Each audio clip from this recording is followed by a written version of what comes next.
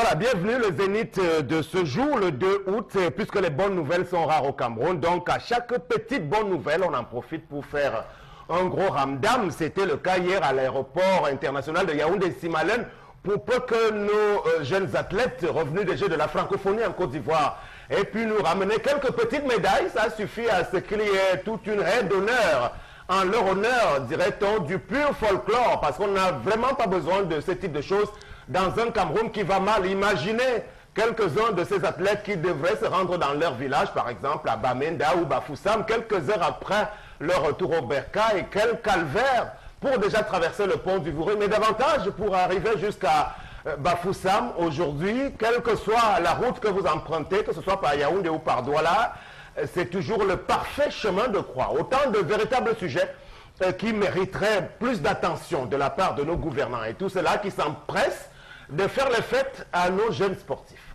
Bienvenue à cette autre édition du Zénith. Bienvenue, bonjour à vous, Charles Amel. Bonjour Sam Sévérin, bonjour à tout le personnel en grogne à la communauté urbaine de Douala et bonjour à ces jeunes qui sont en train de curer étrangement les carnivaux. En pleine saison de pluie, c'est bien, curer sans parapluie ni rien, c'est bien. Voilà, bonjour à vous, Megui. Bonjour Sam Sévérin. Je ris sur la boutade de Charles Armel. Mais bonjour chers téléspectateurs, c'est un réel plaisir d'être avec vous ce matin encore. Avec vous tout à l'heure, ce sera l'actualité des réseaux sociaux et il y a beaucoup de choses au menu. On accueille Mbombok Bengan. Bonjour. Bonjour Sam Sévérin, bonjour à nos téléspectateurs. Sam, les opérateurs du secteur du cacao se sont levés contre le gouvernement qui ne voudrait plus empêcher l'exportation de cacao de manière frauduleuse par le Nigeria. Ils disent que le sud-ouest est un grand bassin de production de cacao et l'État ne fait rien pour arrêter cette importation frauduleuse-là, voire le sud-ouest. Voilà. On va, dans cette autre édition du Zénith, évoquer des questions de finances publiques avec un expert financier qui a commis un ouvrage sur les privatisations. Avec lui, on essaiera même d'entrer de plein pied dans la gestion de la discipline budgétaire. C'est un concept quelque peu galvaudé aujourd'hui par la faute de la malgouvernance de ceux qui sont aux affaires. Il va nous aider à en comprendre la véritable signification tout à l'heure dans la page réservée à notre invité. Voici venu le début effectif de ce programme avec l'histoire de tendance qui rentre au cœur d'une histoire concernant une dame qui s'est faite enceintée par un homme marié. Est-ce qu'il s'agit bien de ça, tendance? Bonjour. Bonjour Sam, c'est vrai, en gros, tu vas à l'antenne. Oh, j'ai passé toute la nuit à dormir. Oh. C'est chaud, c'est à cuire. J'ai passé toute la nuit à donner les conseils à ma copine. Sam, quand il veut rester comme ça, on va dire qu'il a passé toutes les nuits à boire les bières. Même si je bois, ça fait quoi? Vous-même, quand vous buvez les bières, vous faites quoi? Bande de soulards. Ma copine est dans les problèmes, Sam. Pardon, chers téléspectateurs. Aidez-moi, aidez ma copine pour que je sois bien dans ma tête. Parce qu'elle est mal à l'aise, moi aussi je suis très mal à l'aise. Elle est enceinte d'un homme marié. Au départ, je lui avais dit que, ayez vos gars, attention aux balles perdues dans la rue. L'homme marié, tu ne peux rien causer avec lui. Elle disait que, ouais, elle est mal à l'aise, on s'entend. L'homme là lui-même, je lui avais dit que, va retrouver ta femme, n'embrouille pas ma copine. Je la connais qu'elle tombe amoureuse. Il disait que non, je vais faire du sérieux avec elle, suivi bien, vu son bagage intellectuel. Et la fille, quand on était petite, c'est elle qui partait à l'école parmi nous et ça. Donc elle s'est sacrifiée dans la vie, tout ça peut être à l'école. Mais l'homme s'est venu pourrir sa vie. Même sa mère m'a dit que ma fille, je ne sais pas je ne sais pas quel démon a envoyé mon enfant. Je ne sais pas pourquoi ma fille est partie derrière ce démon. Parce que je ne comprends rien. Depuis qu'elle enseigne, l'homme marié dit que non, il ne veut plus rien, il ne veut rien entendre. Ne m'appelle pas. Hein? C'est aujourd'hui que tu sais que je suis mariée. Ne m'appelle plus. N'embrouille pas ma femme. Je lui ai parlé jusqu'à. Elle me dit que non. Elle va penser que dans le bureau de la dame ou du monsieur, pour que madame sache que madame doit être au courant qu'elle est enceinte. Soit elle va partir dans le bureau du monsieur. Et je connais parfaitement ce monsieur-là, Sam. Alors si, je n'ai pas envie de prononcer ton nom, je connais où tu travailles. Même ton patron, je le connais. Je vais te dire que j'ai la chaîne, parce que ma copine est comme une femme qui a la rage. Elle est comme le chien qui a la rage. Ça, il faut seulement qu'elle laisse la corde là, pour qu'elle commence à faire oup, oup, oup. Je fais que la consoler, donc apprends à assumer tes responsabilités. On t'appelle, carrément tu dis non, que tu sais que je suis mariée, oh je n'assume pas, laisse mes oreilles tranquilles. On ne te laisse pas tranquille. Parce que, à la guerre comme à la guerre. Très bien. C'est même quoi? On va aller comprendre davantage le fond de l'histoire, mais déjà on rappelle que bien d'artistes ont chanté sur cette thématique-là. Moi, je me rappelle de la chanson de Nicole Mara, parce que avec un homme marié, il n'y a pas d'assurance. Avec elle dit, mais les femmes de plus en plus n'écoutent pas ce message. Meggy. Ouais, les femmes n'écoutent pas ce message parce que, il faut le dire, hein, même quand on se balade aujourd'hui sur Elles disent qu'il y a très peu d'hommes. Si tous les hommes qui sont pris, finalement, celles qui restent, les femmes, qu'est-ce qu'elles vont faire, c'est ça? Oui, ça c'est la raison qui revient tout le temps, mais il faut le dire, il y a tellement d'hommes célibataires. Il y a tellement d'hommes célibataires en même temps. On a des femmes aussi qui nous disent, c'est une autre excuse qui revient tout le temps, que les hommes célibataires ne sont pas sérieux. Elles trouvent plus leur compte auprès des hommes mariés, mais il faut qu'elles sachent que avant que cet homme ne se marie, il était lui aussi célibataire.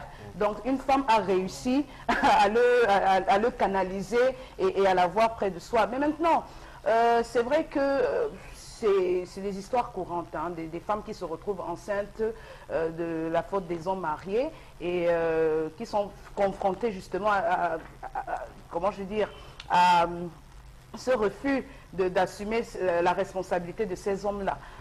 Donc, c'est tellement compliqué parce que je ne voudrais pas... Disons, on est en plein adultère. Et non seulement on est en plein adultère qui est sévèrement puni déjà, oui, il faut le de la dire part des deux. Voilà. De la part des deux, en plein adultère, parce qu'il faut le rappeler, c'est sévèrement puni déjà par le code pénal. Et ça, il y a même des peines d'emprisonnement, il faut le dire. Donc, les femmes devraient faire attention parce qu'il y a aussi ces hommes-là qui vont raconter n'importe quoi à des jeunes filles. Souvent, ils refusent même de dire qu'ils sont mariés. Ils ne disent pas la vérité. Souvent, ils disent, écoute, ma femme, j'ai trop de problèmes avec elle, je ne veux plus, je vais me séparer d'elle. Donc, ils mettent ces filles-là en confiance, je vais t'épouser. Mais c'est une grosse erreur, parce que vous devez le savoir. Pour arriver à un divorce, c'est tellement compliqué, c'est difficile. Il y a des procédures de divorce qui vont sur des années, sur 10 ans, sur 15 ans. Il y a des gens qui ne vivent plus ensemble alors qu'ils ne sont même pas, encore bon, maintenant, ça dépend si on est sous le régime de la polygamie. De la monogamie, je parle aussi ici de la monogamie. Donc, faites très attention. Aujourd'hui, elle est confrontée à ce cas-là. Voilà. Bon, donc, Megan, est-ce qu'il ne faudrait pas davantage incriminer ici l'homme marié en question qui doit s'abstenir de... Incriminer ici l'homme marié en question qui doit s'abstenir de toute forme de relation extra-conjugale qui déboucherait sur un cas de grossesse. C'est vrai, vous êtes un apôtre de la multiplication des êtres humains. Bon, maintenant, je ne sais pas si on peut le faire dans le désordre. Non, on ne peut pas le faire dans le désordre, mais tout de même, je suis pour la polygamie. Pour ça, je ne peux pas condamner l'homme. Mais ici, je condamne l'homme pour son problème d'irresponsabilité. Quand il s'est engagé, d'abord, prenons même laissons le cas de l'enfant qui est arrivé. Si c'était une maladie sexuellement transmissible qu'il aurait contacté, ça aurait été comment? Il aurait légitimement transmis ça à son épouse à la maison. Et peut-être même se cacher et tourner, dire que ce sont les femmes, c'est la femme qui m'a transmis le sida et autres. Donc, il est un homme irresponsable parce qu'il refuse d'assumer ses responsabilités ici pour le cas de l'enfant qui viendra. Et cet enfant viendra de lui. Moi, donc pour vous, tant qu'il est capable d'assumer cette responsabilité, il n'y a pas de souci? Non, il n'y a pas de souci. Okay, il n'y a pas de souci. Donc vous encouragez l'adultère de l'homme, malgré tout? L'homme ne commet pas d'adultère. L'adultère, c'est un mot. L'homme est appelé à être polygame. Oui, même si... il est marié sous le régime de monogamie, il faut qu'il devienne polygame. Bon, je vais d'abord laisser le soin à Charles Armel d'intervenir à ce niveau des discussions. Moi, ça me fait un peu rire. Pourquoi ça me fait rire? Pour la simple raison que la grossesse n'était pas une surprise. Du moment où ils ont décidé, les deux, d'aller sans préservatif. Déjà, la première chose, il faut le dire. Donc, je pense que ils ont choisi ensemble d'aller sans préservatif, ça suppose qu'ils s'attendaient à tout. Était-ce l'homme qui a demandé à avoir l'enfant? Point d'interrogation pour se rétracter par la suite. Je ne pense pas. Moi, je pense que c'est la fille, c'est la jeune fille qui se sentait bien dans la relation, qui a désiré avoir un enfant, qui a essayé de changer avec le monsieur. Peut-être le monsieur a donné son avis, peut-être un avis du genre, on va voir, et peut-être elle s'est retrouvée à concevoir la grossesse et le monsieur d'avoir un refus catégorique sur la question en disant « je ne m'occupe pas de l'enfant, je m'en fous, je ne veux pas savoir ». Donc là, il faut préciser, Sam Séverin, que beaucoup de jeunes filles s'engagent sans toutefois se poser la question. Alors, est-ce que le monsieur avec qui je vis est marié? Est-ce que le monsieur avec qui je vis vit en concubinage? Est-ce que le monsieur avec qui je vis est marié sous le régime monogamique ou sous le régime polygamique? Il y a autant de questions qu'il faut se poser, autant de questions qui entourent. Aujourd'hui que l'enfant est là, aujourd'hui qu'elle a conçu une grossesse, Dieu merci qu'il n'a même pas demandé à cette jeune fille de se faire avorter, qu'il n'a pas demandé à cette jeune fille de se faire avorter. Il aurait pu demander, il n'a fait que marquer son refus catégorique. Pourquoi est-ce qu'il a marqué son refus catégorique? Ça veut dire qu'il est encore lié intimement avec celle avec qui il vit, qui est son épouse et certainement, il est marié sous le régime monogamique. Donc, ce qui suppose qu'une éventuelle polygamie ne pourrait pas intervenir. Donc, ce qu'il y a lieu de faire, moi je pense, dans le premier cas, c'est que la maman de la jeune fille essaie de rencontrer pour essayer de comprendre quelles sont les raisons. Pourquoi est-ce qu'il va fuir ses responsabilités? Ce sont ses responsabilités. Il devrait assumer ses responsabilités. Mais de là avoir un cas d'adultère, en attendant qu'on ait toutes les informations sur le fait qu'il soit marié monogamique, qu'il soit X, Y. Donc, je lui donne le bénéfice du doute. Est-ce qu'il est en instance de divorce? Ça peut être aussi qu'il est en instance de divorce, mais tout porte à croire quand même là, ce qu'on est en train de voir, que non, il vit avec cette femme, il ne comptera pas la quitter. Bon, alors, raison pour laquelle vous l'avez dit sûrement, c'est la jeune fille qui a souhaité tomber enceinte. Bon, ça peut être compréhensible. C'est bien mal parti, parce que si le monsieur est marié sous le régime monogamique, c'est compliqué parce que il n'est pas autorisé ni même à s'occuper de l'enfant, ni à prendre une deuxième femme. C'est ça. Je ne veux même pas savoir sous quel régime il est marié. Mon problème, c'est qu'il faut apprendre à assumer ses responsabilités. Parfois, même la femme ne veut pas. C'est vous qui dites que, ouais, fais-moi le bébé, non, fais-moi la Maintenant, quand ça arrive, vous refusez. Vous savez ce que ça fait qu'une maman envoie son enfant à l'école, demain elle attend les résultats. Les résultats, c'est ça. La famille, d'abord, va regarder ma copine comment. Non, mais vraiment, sans vouloir... Non, moi, je crois qu'il faut taper sur cette copine. Oui, sans vouloir juger qui que ce soit, il faut être... L'homme doit assumer ses responsabilités, c'est vrai. Mais dans ce cas présent-là, dans ce cas précis, il faut savoir qu'il est confronté à beaucoup de choses. Parce que si sa femme venait à apprendre un cas pareil, je dis qu'aujourd'hui, l'adultère est puni par le code pénal. Pour ceux qui ne le savent pas, c'est puni par le code pénal. Mais l'interruption volontaire de grossesse, l'IVG, est aussi punie. Tout autant. Donc, il y a beaucoup de conséquences qui peuvent découler de cette situation-là. Maintenant, il y a quelque chose quand même. Il faut attirer l'attention sur la cupidité. Donc, toutes les femmes devraient porter plainte à leur mari parce qu'ils ont fait un enfant. Ce n'est pas ce que je dis. Mais parce que tu précises qu'il a... C'est une réalité. Est-ce qu'ils vont porter toute plainte à leur mari? Ce n'est pas ce que je dis, mais je dis c'est une réalité. Moi, je connais des hommes qui ont envoyé leur femme en prison pour cause d'adultère. Je le dis, il y a encore moins de 2 mois, je connais une fille qui a fait de la prison. L'extrémité quand même. Voilà, je n'encourage pas, mais je dis, il y a la cupidité aussi des filles. Parce qu'il faut le dire, il faut que les femmes sachent qu'on ne retient pas toujours un homme avec un enfant. Parce que l'homme peut venir et la fille sait pertinemment que c'est un homme marié. C'est un homme marié. Elle se dit qu'en faisant un enfant, le monsieur va rester. Mais attendez, vous croyez que lui, il est capable de partir de son mariage où il a 4, 5, 6 enfants et il n'est pas capable de vous refuser, vous, avec un enfant? Très bien. Alors, la femme qui va dire, sans réfléchir, le transfert de crédit qu'elle veut donner, la femme qui va me dire qu'elle n'a jamais traité avec un homme marié avant de se marier, vraiment, parce que c'est que les gens vont écrire. Mais on n'encourage pas ça. Elle partait où? Elle partait où? Celle qui n'a jamais traité avec un homme marié avant de se marier, m'appelle ou elle m'écrit une bonne tendance, je n'ai jamais fait. Merci. Bon, le malheur, c'est les enfants qui sont issus de ce type de relation. Absolument. Ça que déjeune ces enfants. Moi, je ne reproche rien à la fille.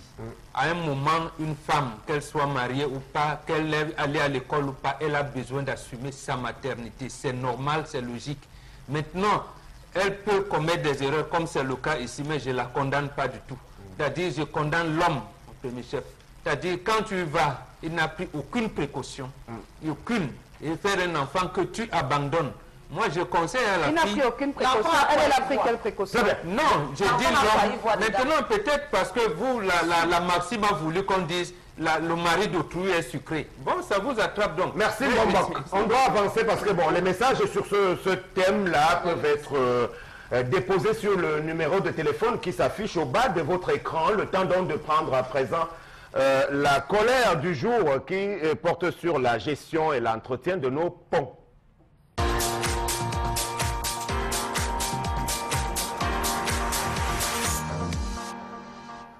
Je m'interroge ce jour sur la question de la gestion des ponts au Cameroun. Qui fait quoi? Comment et quand? Comment comprendre que le Cameroun souffre de ses ponts et de l'ensemble de son réseau routier sans que cela n'émeuve personne? La preuve, dans de nombreuses zones rurales, il est difficile de traverser les ponts. Dans de nombreuses zones urbaines même, il est difficile de traverser certains ponts. Dans des zones où on exploite le bois, les ressources minières, le sol, il est difficile de traverser les ponts après que ces engins grimiers soient passés. La preuve, regardez là-bas si vous comprendrez.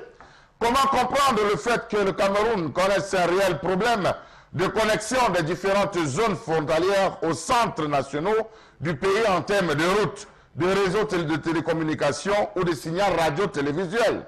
Comment comprendre que le dicton, là où la route passe, le développement suit jamais et n'est peut-être même pas pris en compte? Comment comprendre qu'il n'existe à proprement parler aucune politique d'entretien des ponts au Cameroun? Les ponts sont abandonnés, les ponts sont délaissés à eux-mêmes, jusqu'à ce que dans pluie ne vienne les faire effondrer, que cela divise la chaussée et qu'on voit venir plusieurs ministres, Sauveur et Sabitou. Comment comprendre que l'accès dans pratiquement tous les 58 départements que comptent nos pays soit réglementé par un seul et unique pont? Faites un tour du côté de l'Est, un tour dans le Vouri, un tour dans le Sud, vous allez vous rendre compte que partout c'est les ponts. Comment sont-ils entretenus? Non, ils sont gardés, j'allais dire. Comment comprendre que la majeure partie des travaux de construction des ponts remontent à 1947, comme dans la plupart des pays voisins d'expression française? Rappelons-nous de l'effondrement du pont sur le Cam, l'Union et j'en passe. Savez-vous que les experts en génie civil et ingénieurs camerounais sont d'avis que le réseau routier camerounais est obsolète, dangereux et vieux? Savez-vous que la route Douala-Bafoussam a plusieurs ponceaux qui menacent de s'écrouler depuis quelque temps? Mais Dieu merci, le ministre va dans son village en hélicoptère. Savez-vous que la nationale numéro 3 a été conçue en 1981, dont exactement il y a 36 ans? Peut-on penser le développement d'une grande métropole comme Douala avec un seul pont? Comment comprendre que nos ponts aient pour la plupart dépassé la limite d'existence? Pont de Bebda, là où est décédé Monseigneur Cléda, Monseigneur Jean-Marie Benoît Mbala, autant pour moi, a été conçu par exemple en 1982, soit 35 ans. Pont sur l'Union date de 1971 grâce à la coopération technique du Canada. Le pont de l'enfance, conçu entre 1977 et 1979 avec l'aide de la coopération suisse pour désenclaver le Mbamekim. Le pont de Kikot sur la Sanaga par les colons français en 1953, pour ne citer que cela. Comment interpréter cet abandon criant des populations par les pouvoirs publics? Comment comprendre que seules les fissures apparentes sont prises en compte sur nos axes routiers en lieu et place d'une maintenance véritable? Il faut dire véritablement qu'on se retrouve dans une sorte de chimère. Chimère où on promet tout, où on ne fait rien. Savez-vous que la nationale numéro 3 subit des pansements tel un mauvais malade? Quel est donc le rôle de la maintenance préventive? Savez-vous que les Camerounais s'interrogent sur la question des projets de construction de ponts préfabriqués qui ne semblent pas intéresser Ngannou Messi? À quoi finalement servir les 22 milliards de francs CFA alloués à la réalisation de ces 55 ponts préfabriqués? La région de l'Est enlève la plus grosse part, avec 11 ponts prévus devant le Nord-Ouest, où 9 ponts métalliques devraient être construits. Mais apparemment, ils sont encore en préfabrication là-bas chez les Blancs. Et c'est vrai que l'image qui est en illustration de ce gros véhicule 4x4 qui traverse un pont ou un ponceau d'un village est vraiment symptomatique de ce qu'est la réalité camerounaise aujourd'hui, où vous avez les plus hauts fonctionnaires de la République qui s'empressent de s'octroyer ces belles mécaniques, les grosses voitures, alors qu'il n'y a pas d'infrastructure où ils doivent rouler véritablement. Alors, Bobo Bégan, c'est vrai que dans la classification, il faut bien qu'on se comprenne, on n'a pas l'expertise pour les plus gros ouvrages en cette matière. Non, pourquoi Sam? On a l'expertise. Nous avons, peut-être qu'on ne l'a pas dit assez, je vais dire avec le renouveau, nous avons plein d'ingénieurs qui sont sortis des ponts et chaussées de Paris. Je parle, ils sont arrivés à une vingtaine en début des années 70, c'est-à-dire lorsqu'on crée le port de Douala, c'est comme ça qu'on l'appelait, qui est devenu Office national de port autonome aujourd'hui. C'est des ingénieurs de ponts et chaussées sortis de Paris qui étaient des tout premiers directeurs, et il y en a beaucoup qui ont fait toute l'administration publique. Et même lorsqu'on crée l'école nationale supérieure polytechnique à Yaoundé et l'école des travaux publics supérieurs, précisément parce qu'on a sur le plan local des Camerounais qui, malgré tout, étaient bien formés pour ces ouvrages-là. Mais sauf qu'effectivement, dans le, je parle de deuxième plan quinquennal de 66 à 71, lorsque Aïdio lance l'opération Yabassi-Bafang avec la zone d'action prioritaire intégrée, il était question qu'au fur et à mesure qu'on met en place ces plans quinquennaux, qu'on relie, à l'époque il y avait je pense 48 départements, on relie les départements aux chefs-lieux de province qu'on appelait à l'époque, il y en avait je pense 7, qu'on les relie et qu'on essaie de relier les chefs-lieux de province comme on l'appelait à l'époque entre eux, mais malheureusement il n'y en a pas eu.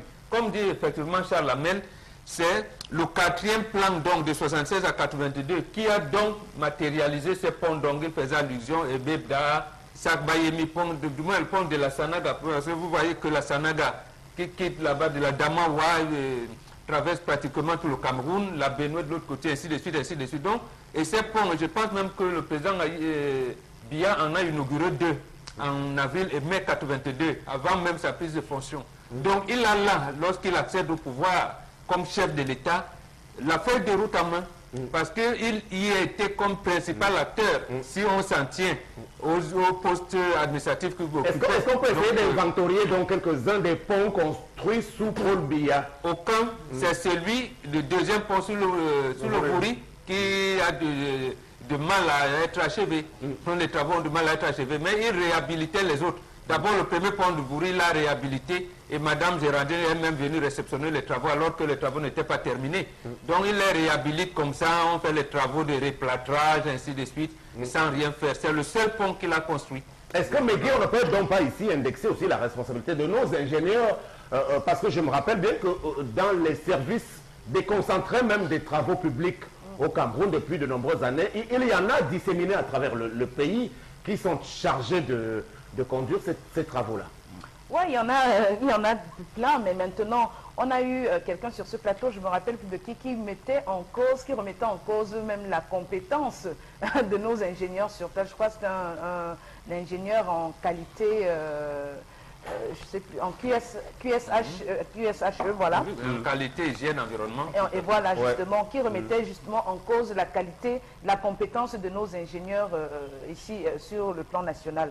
Bon, écoute, Sam Sévérin, je pense que l'État devrait quand même c'est-à-dire penser une politique qui voudrait que nos ingénieurs puissent être compétitifs pour justement assurer ce type d'investissement, pour ne plus toujours recourir à des sociétés étrangères qui nous prennent beaucoup d'argent, ça il faut le dire. Et voilà, donc on a des investissements comme ces ponts dont parle Charles Hamel, qui mettent long sur le temps de la durée. On nous a dit par exemple le pont sur le Bouri qui devrait être livré en fin octobre, mais tel que c'est parti, je ne pense pas que ce sera le cas, parce que juste le pont est prêt, mais alors la route qui continue, qui accède à ce pont-là n'est même pas véritablement entamée. Quand on part le rond-point, il y a cet échangeur qui est là, et vous voyez la situation que ça entraîne à ce niveau-là, où des gens qui partent de Bonabéry pour leur bureau ne peuvent pas, il y en a qui ne vont pas au travail. Je pense qu'il y a quand même eu réalisation de quelques petits ponts en zone rurale de la part de nos ingénieurs. Donc on ne va pas dire qu'il n'y a pas eu de nouveaux ponts du tout sous le renouveau. Non, de grands ponts, il n'y en a pas eu. Des ponts de campagne. Moi, je ne crois pas qu'on peut appeler ça pont. Ce n'est pas des ponts, c'est des passerelles. C'est des passerelles. Mais non, pour ça quand même, on a des ingénieurs compétents ensemble. Le problème, ce qu'on dénonce ici, la corruption. C'est-à-dire, lorsqu'ils viennent inspecter le travail, ils savent bien que ce n'est pas bien fait, mais bon, ils réceptionnent comme ça. Alors, tendance, quand tu vas au village, est-ce que tu traverses un pont sur ton chemin? Je commence d'abord par le pont du Vouri. J'arrive encore au pont en allant vers Bangkok, on appelle par un chi. Par là-bas, après un consou, voilà le pont de consou qu'on a construit derrière, c'est bien de ce côté. Mais mon problème, ce qui me tend les nerfs maintenant, c'est le pont sur le Vouri. Je vais tout parler de ça, Sam. À quand la finition du pont sur le Vouri, des travaux? Point d'interrogation. Le deuxième pont sur le Vouri. Le deuxième pont sur le Vouri, vous allez finir quand? Vraiment, parlons pour mes vrais. Janvier 2018, oui, on a compris. Papa de grâce, si vous pouvez précipiter et travailler à temps, sortir à l'heure, travailler comme il se doit, parce que, pour que nous soyons bien, parce qu'à l'heure, si les gens souffrent sur le pont Sam. J'étais à Bonabéry hier, regarder une malade, l'une de mes mamans là. Mais pour aller à Bonabéry, j'étais obligé de garer ma voiture pour prendre la moto. Même avec la moto, je n'étais pas en sécurité. Les embouteillages, pardon, livrez-nous le pont. Je vais parler du pont du Vouri, matin, midi, soir. Les gens vont dire que quand il les affaires du pont, je ne dois pas laisser. Non, c'est important parce qu'on dit la pénétrante ouest. Oui, ça. Et donc, c'est en direction de toute la région de l'ouest, du sud-ouest, donc au-delà même de Douala 4e, qui est toute une nouvelle ville. Oui. Donc, je pense que le flux de déplacement qui traverse le pont sur le Vouri est tellement important que vous avez raison d'insister sur ça. Je sais ce que les gens qui sont à Bonabéry, ce que ces gens-là vivent, ce que nous-mêmes qui sommes ici, nous vivons. Ce que les gens qui voyagent pour aller à l'ouest vivent en ce moment. Vraiment, finissez le pont. Il ne faut plus qu'on revienne sur la fête du pont la matin, midi, soir. Ça ne va pas. Quelqu'un peut tomber malade à Bonabéry, tu l'amènes à la quintité dans la nuit ou à l'hôpital général. Tu peux perdre un malade comme ça, comme les embouteillages. Pendant qu'on en parle, là, moi je pense à quelque chose, par exemple, interpeller le gouvernement sur la situation de Bonabéry et la traversée du pont. Pourquoi est-ce qu'on ne pourrait pas penser à une autre hypothèse pour permettre aux populations de traverser, la rive? C'est-à-dire qu'en Côte d'Ivoire, aujourd'hui, on voit des bateaux, taxis, des petits bateaux taxis. Pourquoi ne pas en mettre à la disposition des populations pour ceux qui n'ont pas de véhicules, qui peuvent au moins se traverser, même ceux qui ont des véhicules, ils peuvent choisir de partir de chez eux, juste traverser Bonabéry et rejoindre l'autre rive. Pourquoi ne pas penser à ça? C'est une idée qui peut être versée. Oui, pourquoi ne pas penser à ça? Mais la Côte d'Ivoire est au troisième pont sur la lagune Ébrie. On est d'accord, mais je ne sais pas, parce qu'aujourd'hui, c'est un frein pour l'économie. Moi, je vois des gens qui disent carrément qu'ils ne sont pas allés au travail. Parce que vous avez des embouteillages, vous entrez à Douala à 15h et vous vous retrouvez au rond-point d'Eido à 22h. C'est impensable. Il me vient à l'idée quand même de signaler aussi en Bobo que le renouveau a pu construire un pont vers le sud, je crois, entre Balmayo et Boloval, sur le Nyon ou bien le Sceau, quelque chose comme ça. Bon, ou bien ça a été réhabilité tout juste. Ça a été réhabilité. L'effondrement du pont sur le Nyon. Ouais, voilà. Comme ça a été le cas. Ça ressemble à quelque chose quand même.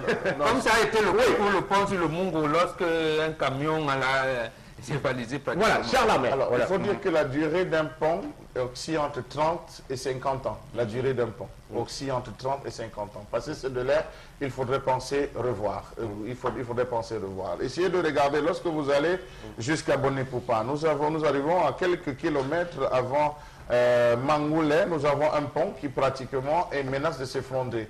Un pont qui a été conçu avec l'aide de certains individus qui ont cotisé, collecté de l'argent pour la réalisation. Lorsque vous prenez l'axe Douala-Bafoussam, vous allez vous rendre compte qu'au niveau de Konsamba, juste avant la traversée, avant le domicile, avant Ebonet, il y a des petits ponts qui sont à ce niveau, qui menacent de s'écrouler, qui ont même déjà des nids et qui se effondrent à un certain niveau. Et on peut compter comme ça de nombreux ponts. Et plusieurs fois, au niveau des Tekem, la circulation a été coupée. Comment comprendre que pour sortir de Douala et se rendre du côté de l'Ouest Cameroun, il n'y a qu'un seul pont? Comment comprendre que pour entrer à l'Est, aller du côté de l'Est Cameroun, il n'y a qu'un seul pont qui relie? Alors ça suppose qu'il y a un drame véritable. Il n'y a pas de voie de contournement. S'il arrivera, on ne le souhaite pas, qu'il y ait un incident Comment est-ce qu'on gère? Je crois qu'un pays qui veut être émergent devrait penser avoir au moins 1 ou 2 ponts en termes de voies pour permettre des entrées et puis, comme on dit, les voies de secours. Comment se fait-il que vous sortez du sud-ouest, vous sortez de l'Adamawa, vous sortez du nord-ouest, vous sortez de l'ouest, vous n'avez qu'un seul pont que vous devez emprunter?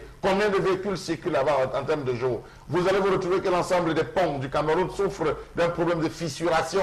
Et les fissurations sont excessivement dangereuses. Raison pour laquelle on parle de réhabilitation. Pourquoi doit-on faire un revêtement confortatif de l'ensemble de nos ponts s'ils sont déjà jugés vieux? Même ça, ce n'est que la façade. Celui de la Dibaba, la pénétrante Est, je crois qu'il est nettement vieillissant. Ce n'est que la façade principale. Maintenant, descendez. Pour les pêcheurs qui passent, ils vont vous dire ce qu'ils voient. Est-ce qu'on a des missions d'inspection en dehors de ces militaires qui gardent le pont? Est-ce qu'on a des missions d'inspection qui descendent parcours et évaluent, que ce soit sur le plan physique, c'est-à-dire au niveau de la sortie des ponts, et que ce soit sur le plan souterrain, c'est-à-dire sous-marin, qui rentrent pour essayer d'évaluer, parce qu'on sait avec la dégradation, l'érosion même aquatique, il faudrait réévaluer. Est-ce que c'est la norme? Merci Charles de tirer la sonnette d'alarme. Et autre chose, quand on parle de pont, c'est sur le plan ferroviaire. Il y a un endroit juste après Maton, il y a un endroit où ça fait 1 kilomètre de virage. Lorsque vous passez là, vous vous rendez compte que le pont est en train de balancer. Le pont ferroviaire est en train de balancer. Au risque, déjà, à ce niveau sur le pont, je suis dans le train,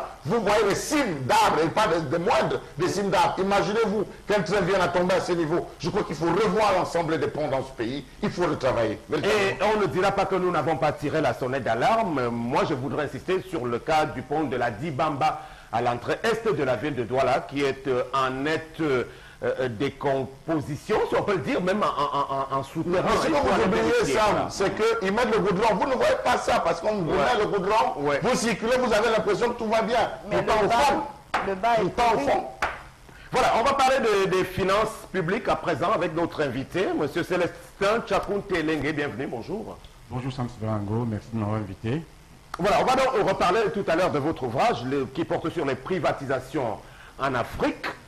Et peut-être qu'il y aura Ludono Caméra pour bien montrer la première page, l'exemple du Cameroun tout à l'heure. Mais peut-être d'abord avec vous sur la gestion des ponts qui est en discussion. Est-ce que vous avez une contribution pour nous? Oui, absolument. Quand on parle des ponts, je crois qu'il y a ça renvoie également à un problème de sécurité, parce que notre pays personne ne le souhaite, peut entrer en guerre. Si nous avons un seul pont, avec un seul avion de combat peut casser 3 ponts et on se retrouve en grande difficulté. Donc il serait temps vraiment qu'on mette en place une vraie politique pour tenir compte de toutes les menaces auxquelles nous pouvons amener à faire face. Voilà, merci pour cette contribution. À présent, nous vous avons fait venir sur ce plateau pour nous aider à comprendre quelques notions qui sont usitées depuis quelque temps de la part des responsables du département en charge des finances au Cameroun. Nous sommes un pays hyper endetté aujourd'hui et ça rejoint un peu votre problématique sur les privatisations. Comment peut-on être dans un Cameroun où on a tout vendu, tout bradé et obligé aujourd'hui de recourir à un emprunt, à ce qu'ils appellent allègrement facilité élargie de crédit? Comment on arrive à ce niveau? Bon, alors on arrive à ce niveau pour une raison toute simple. Lorsque vous n'arrivez plus à tenir votre budget, parce que là c'est un problème budgétaire qui est en cours. Donc, lorsque vous n'y arrivez pas, vous appelez le Fonds monétaire international. Premièrement, vous puissiez d'abord dans vos dépôts au fonds, et ensuite le fonds vous fait un prêt, mais ensuite le fonds maintenant surveille ce que vous faites. Et donc, on a mis en place ce qu'on appelle un plan d'ajustement structurel. Bon, ils appellent ça facilité élargie de crédit. Pour le crédit, mais en réalité, ça s'appelle un plan d'ajustement structurel. Même comme ce terme, personne ne veut l'affronter. En fait, qu'est-ce qui se passe? C'est qu'il y a plusieurs choses. Un, notre économie n'est pas très diversifiée. Heureusement, le Cameroun, c'est plus diversifié que celle des pays voisins. C'est pour cela que nous souffrons moins. Mais notre économie n'est pas très diversifiée, ça c'est un vrai problème. Ça veut dire que nous n'avons pas tiré toutes les leçons de la crise que nous avons subie dans les années 80, puisque nous avons eu un plan d'ajustement structurel dans les années 80, et nous y sommes revenus aujourd'hui. Chez les Bantous, on dit que lorsque vous trouvez 2 fois sur le même arbre, c'est qu'il y a un problème. Bon, c'est ça le problème. Donc, Nous avons un sérieux problème sur le plan économique. D'abord, il y a sur le plan du budget. Notre administration est budgétivore. Il y a, les dépenses sont phénoménales. Si vous voulez, on peut revenir dessus comment on réduit les dépenses. Ce n'est pas en demandant aux gens de faire l'effort, il faut couper. Il n'y a pas d'autre solution. Donc, je dis qu'on a un gros problème sur notre économie. On a une économie qui importe tout. Tant que ce problème est en place, c'est-à-dire que même l'émergence qu'on appelle n'aura pas lieu, même la dévaluation qu'on essaie de fuir aura lieu. Pour l'instant, la dévaluation, on a réussi à l'esquiver pour, je crois, pour 1 ou 2 ans. Je pense qu'il n'y en aura pas avant cette période-là. Mais si on ne règle pas le problème des importations, nous importons aujourd'hui le riz, nous importons le maïs, nous importons la farine, nous importons le poisson, nous importons la viande. Ce n'est pas possible. Je parlais tantôt du problème de la sécurité. Quand vous importez 80% du riz consommé dans un pays, il y a d'abord un problème de devise, d'argent qui sort. Mais il y a aussi un problème de défense nationale. Aujourd'hui, le monde. Mais on vient de signer les accords de partenariat économique aussi. Hein. Ça veut dire qu'on a aboli les frontières. Hein, oui, si vous voulez, on y revient. Je voulais soulever un problème qui est sérieux. Oui, allons-y. Oui. Si jamais il y a une guerre au niveau mondial aujourd'hui et les tensions sont très fortes, avec les pays sont devenus très instables, avec de nouveaux chefs d'État qu'on ne maîtrise pas beaucoup. S'il y a une guerre aujourd'hui au niveau mondial, nous, Camerounais, on va mourir de balles, hein. On va mourir de faim. Puisque en cas de guerre, rien ne vient plus. Ou alors ça vient en très faible quantité et vous allez avoir le prix, par exemple, du riz, le prix du kilo d'Amérique sera multiplié peut-être par 10. Très bien. On va donner la parole au panel parce que là, je ne sais pas, ça veut dire qu'au Cameroun, on ne produit rien. Rien, justement, je voulais en venir là pour que notre invité nous dise, n'êtes-vous pas responsable vous-même de la situation aujourd'hui? Parce qu'il me rappelle que lorsque l'Assemblée nationale vote en 89 une ordonnance qui dit au président, privatisez comme vous voulez, réhabiliter si vous le jugez nécessaire, ainsi de suite, vous faites quand même partie d'un comité qui a géré cette privatisation. Est-ce que vous-même, en tant qu'expert financier, vous avez dit à l'époque, je suis pour la privatisation parce que l'État, d'accord. N'avez-vous donc pas vu tout ce qui se passe là avec nos compatriotes qui étaient déjà dans la gabégie, dans les détournements, ainsi de suite, ainsi de suite. N'avez-vous pas prévu dans vos comités là? Et il le dit dans son ouvrage finalement que toutefois, il convient de signaler que tout n'a pas été rose en matière de privatisation. Il faut avoir le courage de le dire et de l'assumer. Il le dit après coup alors qu'on alors qu'il était une pièce maîtresse. Monsieur Célestin Tchakounté. Oui, bon, j'affirme aujourd'hui qu'il faut privatiser. Je l'affirme haut et fort. L'entreprise publique a failli mettre le Cameroun en faillite. Je vous donne 2 chiffres. La Régie fédérale en 1985 a absorbé 9 milliards de subventions. J'ai lu dans un document l'autre jour, un document digne de foi, que le Cameroun a mobilisé 350 milliards en 2015 pour renflouer la Sonara. 1 milliard, ça fait un hôpital. Hein. Donc, quand vous ne privatisez pas, faites très attention à cela. C'est l'entreprise publique, vous la subventionnez. Oui, mais est-ce qu'il ne fallait pas faire des choix dans cette privatisation-là? Vous qui étiez technicien, par exemple, recommander au gouvernement, par exemple, parce que là c'est les recommandations que vous faisiez, vous ne leur imposez rien, de dire dans tel secteur, je pense que nous pouvons ici privatiser à moitié, privatiser pleinement, liquider ici et ici, non, mettons la main. Non, je pense que vous êtes en train de mélanger 2 problèmes. En fait, quand on privatise, encore une fois, c'est la course de pirogue que je mets là, c'est-à-dire qu'on demande à l'État de se retirer des secteurs, ce qu'on appelle les secteurs concurrentiel. Parce que quand l'État s'en mêle, qu'est-ce qui se passe? D'abord, il y a un grand sureffectif, il y a mal-gouvernance, les entreprises sont en déficit, l'État doit donc puiser ses ressources pour les subventionner. Et en économie, on appelle ça le coût d'opportunité. L'argent que vous mettez dans les entreprises pour les subventionner, c'est de l'argent que vous ne pouvez plus mettre pour construire des écoles, pour relancer l'agriculture, pour faire autre chose. Je dis, le Cameroun, c'est un pays qui a très peu de moyens. On ne peut pas se permettre de subventionner les entreprises parce que cet argent est donc perdu pour, par exemple, relancer l'agriculture. Donc, il faut faire attention Non, à non, cela. mais puisque vous étiez dans un gouvernement dont vous saviez d'avant Mais il n'a pas été au gouvernement, M. Chakoté. Non, je veux dire, il faisait partie de ce... Non, donnez-nous un exemple, je vous parle un exemple. Oui, pour terminer, bon, Voilà, le cas de la Camtel. Oui. Tout à fait. Voilà. On a privatisé... Vous avez fait un très bon cas. Oui, oui. On privatise un certain... Aujourd'hui, quel est le statut de Camtel? Camtel est-elle concurrent des autres entreprises alors qu'elle maîtrise, c'est elle qui est fournisseur et elle est concurrencée? Quel est le statut de Camtel aujourd'hui? Alors, vous avez pris un très bon cas, je vous donne les chiffres tout de suite, Tout à fait. qui vont vous faire pleurer. Alors, Camtel, il n'y a pas longtemps, c'était 140 directeurs et sous-directeurs. C'est ce qu'on appelle une armée de généraux. 140. 140 directeurs et sous-directeurs, vous pouvez vérifier. C'est quand Mme Libom Liliken est arrivée, elle a tapé du poing sur la table et a dit, vous arrêtez ça. Sur l'étendue du territoire. Il en reste combien aujourd'hui? Parce qu'on a beaucoup parlé du salaire du directeur général, donc Non, Toto Eman, aujourd'hui, autour de 30 millions. Hein, bon, ça, je ne voilà. sais pas. Je dis, aujourd'hui, je vous dis qu'il y avait 140 directeurs et sous-directeurs. Vous pouvez avoir ça dans une entreprise privée. C'est impossible parce que j'ai un privé, vous êtes viré. Voilà le premier chiffre. Je vous donne un deuxième chiffre. Camtel aujourd'hui, c'est 400 000 abonnés. Un peu plus. Là où les gens qui sont arrivés derrière sont tous loin devant.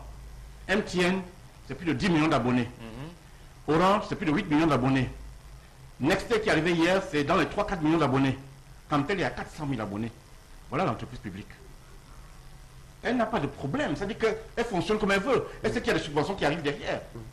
Voilà le problème. Donc, quand vous dites de ne pas privatiser... Avec des sureffectifs aussi. Non, mais j'ai dit les recommandations que vous vous dites au gouvernement qu'à ces niveaux, on peut engranger l'argent comme ça. C'est pour ça que j'ai pris l'argent. L'argent, ça perd l'argent dans le monde entier. Ok.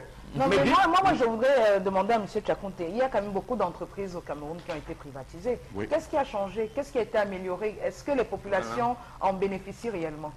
Qu'est-ce qui a changé? C'est une très bonne question. Oui. D'abord, prenons ceux qui n'ont pas été privatisés. Ok. Amakam, Sotuk, Fonader, Cabme, Cameroun Airlines. Elles sont où? Au cimetière des entreprises. Ok. Ça veut donc dire qu'il y a au moins un changement, que celles qui ont été privatisées ne sont pas mortes. Donc elles ont été pérennisées. Sur le plan financier, ces entreprises se portent bien. Maintenant, vous avez posé un autre problème que je soulève dans mon livre. Que le public ne le ressent pas. Ça, c'est vrai. Parce que vous savez que les entreprises publiques à l'époque ne payaient plus les impôts, ne payaient pas leurs fournisseurs, ne payaient même pas leurs salariés. Ça fait que l'État était pratiquement en faillite. Aujourd'hui, ces entreprises qui ont été privatisées payent régulièrement leurs impôts. C'est ce qui permet aujourd'hui à l'État d'avoir une situation financière plus saine. Donc, le problème donc est que maintenant, je suis dans mon livre qu'on aurait dû, ça fait partie de ce qu'on appelle les échecs de la privatisation, on aurait dû prendre en charge directement et en même temps les attentes de la population. Ça, on ne l'a pas fait. Par C'est exemple. grave. Oui, oui, bien sûr, c'est une erreur que j'assume. Je dis qu'on aurait dû en même temps, parce qu'il faut aussi comprendre pourquoi on a fait cette erreur. L'État, encore une fois, l'État était en faillite. Oui. Donc, on n'arrivait plus à payer les fonctionnaires. Vous vous rappelez, les fonctionnaires avaient pratiquement 1 à 2 ans de salaire non payé. Non payé. Donc, il fallait régler ce problème en urgence. Donc, on s'est focalisé, à tort, je suis d'accord avec vous, sur les enjeux financiers Oui. qu'on a réglés. Mais maintenant, avec le recul, je dis on aurait dû prendre en charge les attentes de la population. Oui, mais est-ce que ce n'est pas tournant en rond finalement? Parce que si aujourd'hui vous louez la privatisation des entreprises, parce que selon vous, une des raisons essentielles, c'est lutter contre le sureffectif, vous l'avez mentionné tout à l'heure. Oui. Aujourd'hui, on est dans un pays où on se plaint du chômage De masse. de masse, voilà. Donc, alors, vous avez des entreprises privatisées qui luttent contre le sureffectif, c'est-à-dire diminuent l'effectif. Oui. Ça veut dire par ricochet que ça ne règle pas le problème du chômage, parce qu'il y a des gens qui restent au quartier. Oui. Et vous avez des entreprises privatisées qui, selon vous, n'ont pas tenu réellement compte des attentes du public, c'est-à-dire que ne vont pas trop dans la satisfaction des populations. Oui. Alors à quoi ça sert? Je vous réponds tout de suite. On ne tourne pas en rond. D'abord, il faut savoir que l'entreprise, c'est au nom du pèse, de fric et de sains bénéfices. C'est dans le monde entier. C'est pour ça que dans le monde entier, l'entreprise publique ne fonctionne pas. Maintenant, vous avez touché le nœud du problème. Ça, il y a un chapitre qui est consacré à cela. J'ai appelé ça le salarié et privatisation. Oui. L'entreprise est en sureffectif, c'est un cancer pour une entreprise, il faut mettre ces gens à la porte. Je vais prendre un cas, c'est le cas du gouvernement en Suède. Quand il y avait la crise des années 80, la Suède est l'un des rares pays qui a échappé à cette crise. Oui. Parce qu'ils ont vu arriver la crise économique, ils ont écrit à toutes les entreprises et leur demandé de licencier tout le personnel en trop et surtout les jeunes. Sur le coup, les gens n'ont pas compris, ils se sont dit, mais qu'est-ce qui se passe? Le gouvernement a récupéré ces jeunes, ça va répondre à votre question, les a mis en formation dans les secteurs porteurs, c'est dans le NTIC, et donc quand la crise est arrivée, il a investi lourdement dans ce secteur, ça a formé tous ces jeunes-là, et le gouvernement a évité tout le truc de masse qu'on a eu en Europe. Donc pour répondre à votre question, c'est la même chose. Il faut mettre l'enchevêtrement hors de l'entreprise. Maintenant, j'ai expliqué qu'un pays comme le Cameroun, par exemple, on a beaucoup de réserves de croissance. Il y a l'agriculture, il y a le tourisme, il y a les minerais, il y a énormément de choses. Si on active tout cela, on va créer plus d'emplois. Ils n'ont pas lié au problème du chômage. L'agriculture seulement peut affecter tout le chômage qui est au Cameroun. Si on y investit. Le problème, c'est qu'on passe le temps à faire des slogans. À ce niveau, tu as une question pour l'invité? Je suis en train de dire à notre papa, rebonjour encore à notre invité. Bonjour. Parce que tellement c'est le gros français que moi-même je m'égare. C'est que quand c'est le niveau du gros français de l'école, je connais plus ce qu'elle veut poser. Mais ma question, c'est toujours la question de Megui, mais dans l'autre angle. Tu vois, Ça, c'est du gros français, l'autre. voilà, dans l'autre angle, non. Donc je commence par dire à notre invité que papa, on a parlé de la privatisation. Depuis des années, les Camerounais souvent à l'hôpital, même la santé coûte cher. Même pour manger le riz, aujourd'hui dans nos marchés, le prix du kilo de poisson est devenu cher. Le maquereau même est rare. Le FMI nous apporte quoi alors maintenant, depuis qu'on a privatisé? C'est tout la question de Megui, mais dans un autre angle. Le FMI nous apporte quoi depuis des années qu'on a privatisé les sociétés? Vous-même dites, vous parlez. Voilà, rappelez-vous qu'à l'époque, quand l'État prenait tout l'argent pour subventionner les entreprises, il n'y avait plus rien, même pour payer les fonctionnaires. Donc, il n'y avait même plus rien à manger. C'est parce qu'on a privatisé que l'État a fait des économies de subventions. Je vous dis encore une fois, on a mobilisé 350 milliards en 2015 pour renflouer Sonara. C'est 350 hôpitaux qu'on a brûlés, hein. Attention. Donc, entreprise publique, c'est subvention. Et subvention, c'est l'appauvrissement de l'État. On demande à l'État de se retirer pour se concentrer sur ses métiers. L'État ne connaît pas gérer l'entreprise. Ça, c'est vrai dans le monde entier. Je ne parle pas de l'État du Cameroun. Hein. C'est vrai dans le monde entier. C'est pour ça que dans le monde entier, on a privatisé pour que l'État se concentre maintenant sur ses vrais métiers. Très bien, monsieur. Charles Amel n'a pas parlé. On dit que le FMI nous n'a pas S'il vous plaît, c'est Charles Amel Bachou qui a la parole. Alors, merci. Alors, comment comprendre, parce qu'on a l'impression aujourd'hui que la privatisation a été quelque peu engluée. Engluée, pourquoi? Parce qu'à la première observation, on se rend compte aujourd'hui que ce sont ces mêmes pentes du régime qui se sont cachées derrière certaines entreprises écrans pour pouvoir racheter certaines parts. La vérité est en train de nous démontrer aujourd'hui, ça c'est en deux, on se rend compte toujours aujourd'hui que quelque peu il y a eu des données qui ont été faussées parce qu'à peine les entreprises est achetées, on se rend compte que les réseaux, pour ce qui est de l'énergie, est vieillissant. Il faut des centrales thermiques, il faut les poteaux qui tombent. Du côté des addictions à l'eau potable, on se rend compte que tout le réseau, les tuyaux d'eau, la tuyauterie, tout est abîmé. Est-ce que finalement la privatisation n'était pas destinée à plus enfoncer le Cameroun qu'à en sortir? Mais les tuyaux de vie, ce n'est pas la privatisation. C'est ce qu'on trouve. Oui, mais ils disaient améliorer la qualité des services. Voilà ce que vous avez dit vous-même. C'est en train d'être amélioré. Je vous donne encore un chiffre. Après la privatisation, nous sommes après presque 15 ans. Laissez-moi vous donner un chiffre. Je ne parle pas beaucoup. Quand on a commencé, il y avait au Cameroun 130 000 compteurs d'eau. Quand j'ai vu le rapport, j'ai cru qu'il y avait oublié un zéro.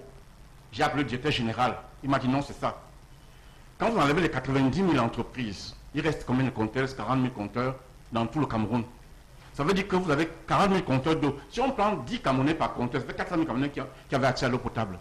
Entre guillemets d'ailleurs. Ça fait que les 20 millions de Camerounais font comment? Donc quand vous dites qu'il n'y a pas d'amélioration, Je dis l'amélioration aujourd'hui, le chiffre va gonfler. Attendez, Tous les à l'époque, on avait 40 000 compteurs d'eau au Cameroun. Et ça coulait. Aujourd'hui, Il y avait même les bornes fontaines. Je vous rappelle qu'à l'époque, il y avait le choléra tout le temps. Voilà un indicateur. Il y avait le choléra régulièrement. Aujourd'hui, ça a tendance à disparaître. Aujourd'hui, on est autour de 900 000 compteurs. Pareil pour l'électricité, nous étions à 360 000 compteurs d'électricité dans tout le Cameroun. Je vous dis, on vient de très très très loin.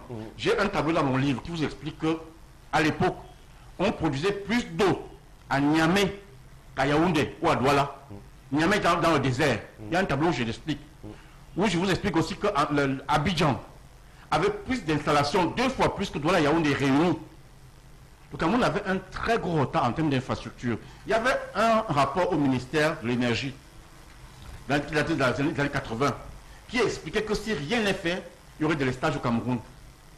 Ce rapport est connu de tout le monde depuis longtemps. Mais rien n'a été fait. Pareil pour le chemin de fer. On avait dit, avant qu'on privatise, on avait abandonné l'entretien de routier pendant plus de 20 ans. Si bien que, comme il y avait des raillements tous les jours, à l'époque, les gens ont commencé à aller distribuer la nourriture, le riz et le vin chez les chefs qui sont le long de la voie pour qu'ils enlèvent le mauvais sort qui est sur la voie. Parce qu'aujourd'hui, les gens sont focalisés sur l'accident qu'il y a eu à SDK. Je suis fils de cheminot. Je vous assure que les accidents qu'il y avait à l'époque, avant d'aller prendre un train à l'époque, il fallait faire sa nourriture. Parce que c'était 2-3 jours en chemin. J'ai vu des tombeurs remplis de cadavres. Mais c'est pour le cas de l'eau. Je crois qu'on est revenu au concessionnaire camerounais. Ça a été un échec.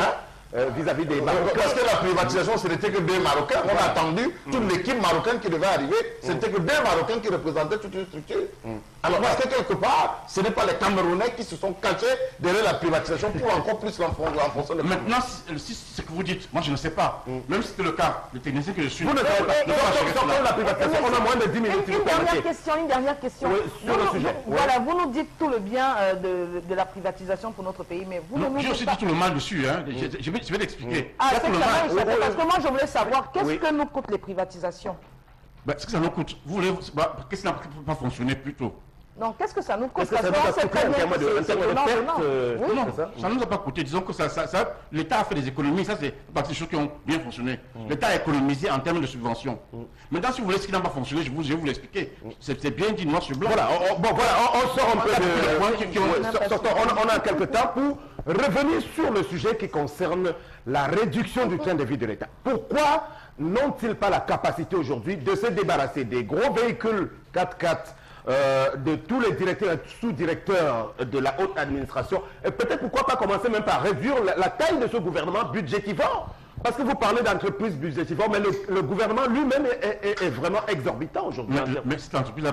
Quantitativement. Cette entreprise, c'était une extension de l'État. Donc c'est normal qu'ils avaient les mêmes habitudes, même les mêmes tâches, je dirais. Ok, très bien. Donc le problème que vous posez, c'est un vrai problème. Je pense qu'on devrait, à mon avis, parce que quand le FMI vient, il y a des aspects qui nous expliquent, qui disent pour tout le monde. Ouais. Je pense qu'on devrait aboutir à un resserrement de la taille du gouvernement.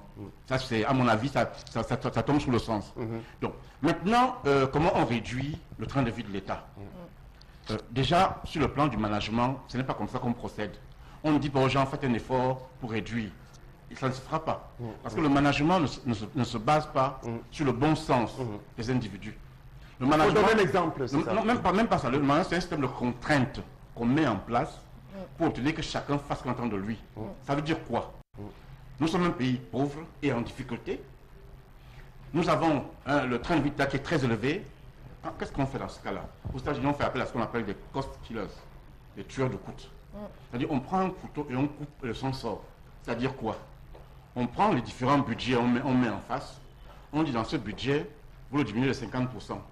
Celui-ci, 20%. Celui-ci, en fonction de ce que Macron a fait pour l'armée. La nature des budgets. Par un budget social, on peut dire, vous allez réduire de 10%. Mais par exemple, si on dit pour les véhicules, réduire de 50%.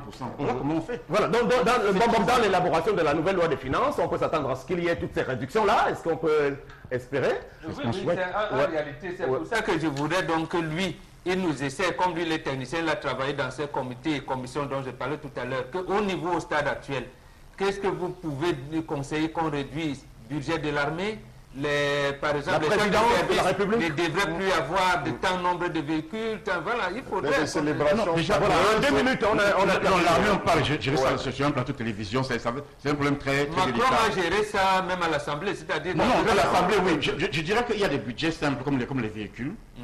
Déjà, on réduit le nombre et la taille. Les Donc, c'est pas tout le missions. monde qui a droit à une voiture de 40-50 millions. Même les sous-préfets ont des véhicules de type Fortune en Franchement, 4x4 de 30-40 est-ce que millions. tout le monde a besoin d'une voiture de 40-50 millions? Voilà. Et puis il y a même des pays où il n'y a pas de véhicule de service. Hein. Je pense au cas du Canada, de la Suède. C'est-à-dire qu'on arrange des salaires et chacun S'achète sauf son véhicule. et s'en sert. Donc, il y a plusieurs pistes de réflexion. Moi, tout ce que je peux suggérer, c'est qu'on mette en place une commission pour réfléchir et qui donne des Vous n'avez pas abordé la recommandations. question salariale, parce qu'il y a eu dernièrement une publication qui faisait état de ce qu'il y avait des directeurs qui touchaient de 7 à 45 millions de francs CFA. Est-ce que cela ne fait pas partie de l'une des réductions de... Mais absolument, quand on parle de réduction du train de vie de l'État, ça en sort C'est là-bas le soir. Et puis, dans un pays comme le Cameroun, si vraiment quelqu'un a ce salaire-là, c'est qu'il y a un problème. Voilà, c'est à vérifier. Dernière chose vraiment sur l'actualité du mobile monnaie au Cameroun. Vous êtes un expert des questions de finances. Que faut-il faire aujourd'hui finalement? Est-ce que l'État doit réguler aussi dans ce secteur-là qui est assez concurrentiel? Parce qu'on assiste à un boom des prix au niveau des tarifs qui n'arrange pas tout le monde. Oui, absolument. C'est le rôle premier de l'État, de réguler. D'ailleurs, quand on demande à l'État de privatiser, on demande de se retirer de la gestion de l'entreprise pour maintenant faire la régulation. C'est son vrai travail que de réguler. Et c'est pour ça que je recommande sans arrêt que l'État, par exemple, au Cameroun, mette en place un observatoire des prix et de la concurrence. Ça répond à toutes les questions que vous êtes en train de poser là. C'est-à-dire qu'un observatoire qui va observer tous les prix qui sont servis aux Camerounais, et qui va faire des rapports aux décideurs pour leur dire par exemple que tel prix est exagéré. D'ailleurs, vous entendez dans la télévision étrangère que tel grand groupe qui est présent au Cameroun a été frappé pour abus de position dominante, abus de monopole, abus de ceci. Mais d'où vient-il qu'au Cameroun, on ne les sanctionne pas? Est-ce à dire qu'en venant au Cameroun, elles sont tuées par le Saint-Esprit, elles deviennent toutes vertueuses? Non. Ça veut dire que nous ne les surveillons pas. Tout le monde chacun fait ce qu'il veut. Donc c'est pour ça que je recommande fortement au Cameroun de créer un observatoire des prix et de la concurrence, un organisme qui va d'ailleurs s'autofinancer. Mais est-ce que les compagnies de téléphonie mobile ont vocation à faire dans le transfert d'argent? Vous comprenez ça quand même? Et réponse en 2 mots. C'est le gouvernement qui décide. Le gouvernement peut mettre en place un comité pour réfléchir à cela, pour dire qu'est-ce qu'on autorise, qu'est-ce qu'on n'autorise pas. C'est le gouvernement qui doit réfléchir. Encore une fois, quand on parle de privatisation, c'est-à-dire que l'État doit faire la gestion de la stratégie au niveau du Cameroun. C'est l'État qui décide qu'est-ce qu'on fait, comment on oriente notre pays. Est-ce qu'il y a le devoir d'une complicité entre le gouvernement et ces différents opérateurs qui ont choisi une date et une heure précise pour communiquer ce boom, n'est-ce pas, au niveau des prix? Est-ce qu'on peut voir une complicité? Parce que jusqu'aujourd'hui, rien n'a été fait malgré les plaintes des différentes populations et des consommateurs. Je ne sais pas si on peut... Non, en tant que ça ici. technicien, en tant que expert financier. Moi, j'observe plutôt le monde économique. Je n'ai pas observé Oui, mais l'État. plus que ces opérateurs de téléphone sont protégés par les banques. Bon, de toutes les façons, on est arrivé au terme de notre programme. Merci beaucoup, monsieur Célestin Tchakounté. Voilà, C'est moi qui vous remercie. vous êtes l'auteur de l'ouvrage « Les privatisations en Afrique ». Voilà l'exemple du Cameroun. Et puis là, je ne sais pas si c'était bien ou mal, mais la plupart des observations sur ce plateau étaient dans le sens de dire que nous avons plutôt mal fait de privatiser systématiquement aujourd'hui. Donc la gestion des finances publiques au Cameroun qui doit obéir à la bonne gouvernance afin de ne pas tout le temps emprunter de l'argent et de privatiser à tout va. C'était l'objet de cet échange. Merci beaucoup. Voici une pause et puis on prend la suite de ce programme. Jésus n'échoue jamais. Il connaît tous tes besoins et voit chacune de tes lames. L'homme des 3 continents, mathématiques de petits pays. Paul Jacques Diala, monsieur sympathique, l'homme d'honneur. Chérie, t'es tellement nyanga que je me donne peine à parler. C'est ça qui va me tuer. Façon, tu es jolie, qualité là, tu es gentil. C'est ça qui va me tuer. Quand je pense à ta démarche, j'ai le cœur qui bat. Tellement tu me fais vibrer. Toi et moi pour la vie, emmène-moi chez tes parents. Oui, j'assume et je te promets.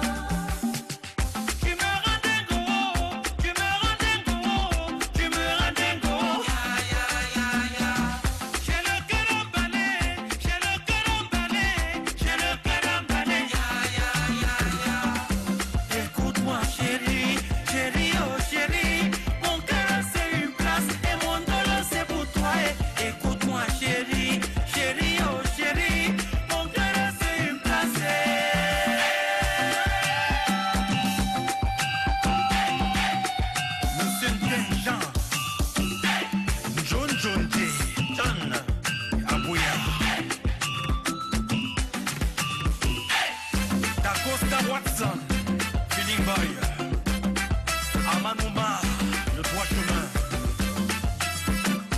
Chinois Yang, la jeunesse t'écoute. Toi et moi, toi et moi, toi et moi, toi et moi, toi et moi, toi et moi, toi et moi. Bon, voilà, on va dire belle réalisation de ce vidéogramme Sérénade de mathématiques de petits pays qui est en diffusion, en rotation, comme on le dit dans le jargon. On poursuit le programme avec les messages qui nous sont parvenus sur les thématiques choisies. Depuis le début, l'histoire d'abord de tendance qui portait bien sûr sur cette dame mise enceinte par un monsieur pourtant bel et bien marié. Et puis la colère de Charles Armel sur la gestion des ponts. Notre invité tout à l'heure sur des questions de finances publiques, Célestin Tchakouté-Lengue. Alors, vos messages avec vous, Meggy. Voilà, Léopoldine qui nous dit l'infidélité masculine ou féminine est un délit. La grossesse est la dernière des choses qu'il peut ramener. Il y a plein de maladies dehors. Je suis très déçue. Nous aussi. Voilà. Donc, voilà, une femme ne devrait pas s'engager avec un homme marié. C'est monsieur Ali qui nous écrit depuis Garoua. Et vice-versa, on va dire aussi. Voilà. Voilà. Je vois que cette femme n'a pas le droit... En fait, je pense que cette femme n'a pas le droit de s'attaquer à l'épouse de ce monsieur. C'est Emmanuel de Bonabéry qui signe ce message. Sa femme doit être au courant. Comment? Elle ne s'attaque pas comment? Voilà. Elle doit être au courant. Elle n'était pas là-bas quand il sentait du bien. Voilà. Gabriel de Bepanda Safari, je pense que tous ces hommes-là qui sont en couple et qui parviennent à grossir des femmes, c'est juste pour leur donner des souffrances à ces dernières. C'est le malheur de la femme aujourd'hui, la femme africaine qui n'a pas la possibilité de trouver son propre conjoint. C'est bien dommage. Malheureusement, on dit qu'elles sont de plus en plus nombreuses et c'est peut-être à ce niveau qu'on peut voir l'une des causes de ce phénomène, des femmes abandonnées avec des grossesses. Donc on ne cessera jamais de le répéter. En termes d'éducation aussi, parce qu'on est en pleine vacances maintenant, les attitudes de nos jeunes filles. Moi, il m'est arrivé d'en interpeller une pour lui demander son âge. Quel âge vous avez, madame, d'être habillée comme ça? Parce qu'en réalité, c'est aussi ça. Ça commence par là, en réalité. C'est vrai, parce qu'aujourd'hui, quand vous voyez des jeunes filles qui sont encore au lycée, vous voyez une fille qui a une greffe indienne qui arrive jusqu'aux fesses, on sait très bien combien ça coûte, mais vous pensez qu'elle prend de l'argent où elle ne travaille pas, et elles vont te dire que non, elle préfère des hommes mariés parce que les célibataires, mais en réalité c'est quoi? C'est qu'elles préfèrent les hommes mariés parce qu'elles se disent qu'ils ont un peu plus d'argent à leur donner. Mais non, construisez votre vie, soyez patiente. C'est vrai qu'on va dire que oui, qui n'est pas encore sorti avec un homme marié, peut-être que ça se fait, mais ce n'est pas une bonne chose. Sur le plan de la morale, ce n'est pas une bonne chose. Il faut cultiver l'effort, avoir son homme, partir de rien, ce n'est pas un problème, et puis se construire. Comme tu peux aussi commencer avec un gars, mais il te laisse en route, Meggy. Oui, ça va arriver, c'est un risque. Tu vois que parfois, comme par un homme marié, parce qu'on veut pas. Et donc, la solution, c'est de détruire le foyer d'une femme qui ne t'a rien fait. Il y a les hommes mariés qui mettent la pression, et les hommes mariés jaloux.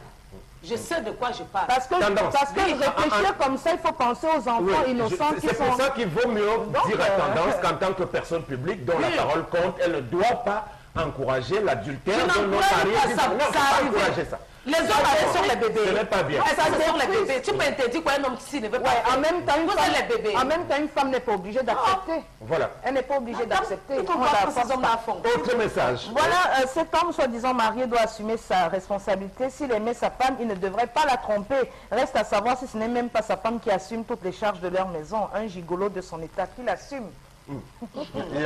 On parle de gigolo lorsqu'il y a intérêt. Est-ce qu'il y a un intérêt quelconque derrière? C'est un intérêt gigolo, c'est un intérêt financier. Voilà. Ici, là, c'est lui le pouvoir. L'émergence en 2035 est un concept démagogique pour endormir les Camerounais. On n'est pas émergent sans routes, ponts, hôpitaux de qualité. On n'est pas émergent avec des gérontocrates de la vieille école qui règne à Yaoundé et qui sont étrangers dans leur propre pays.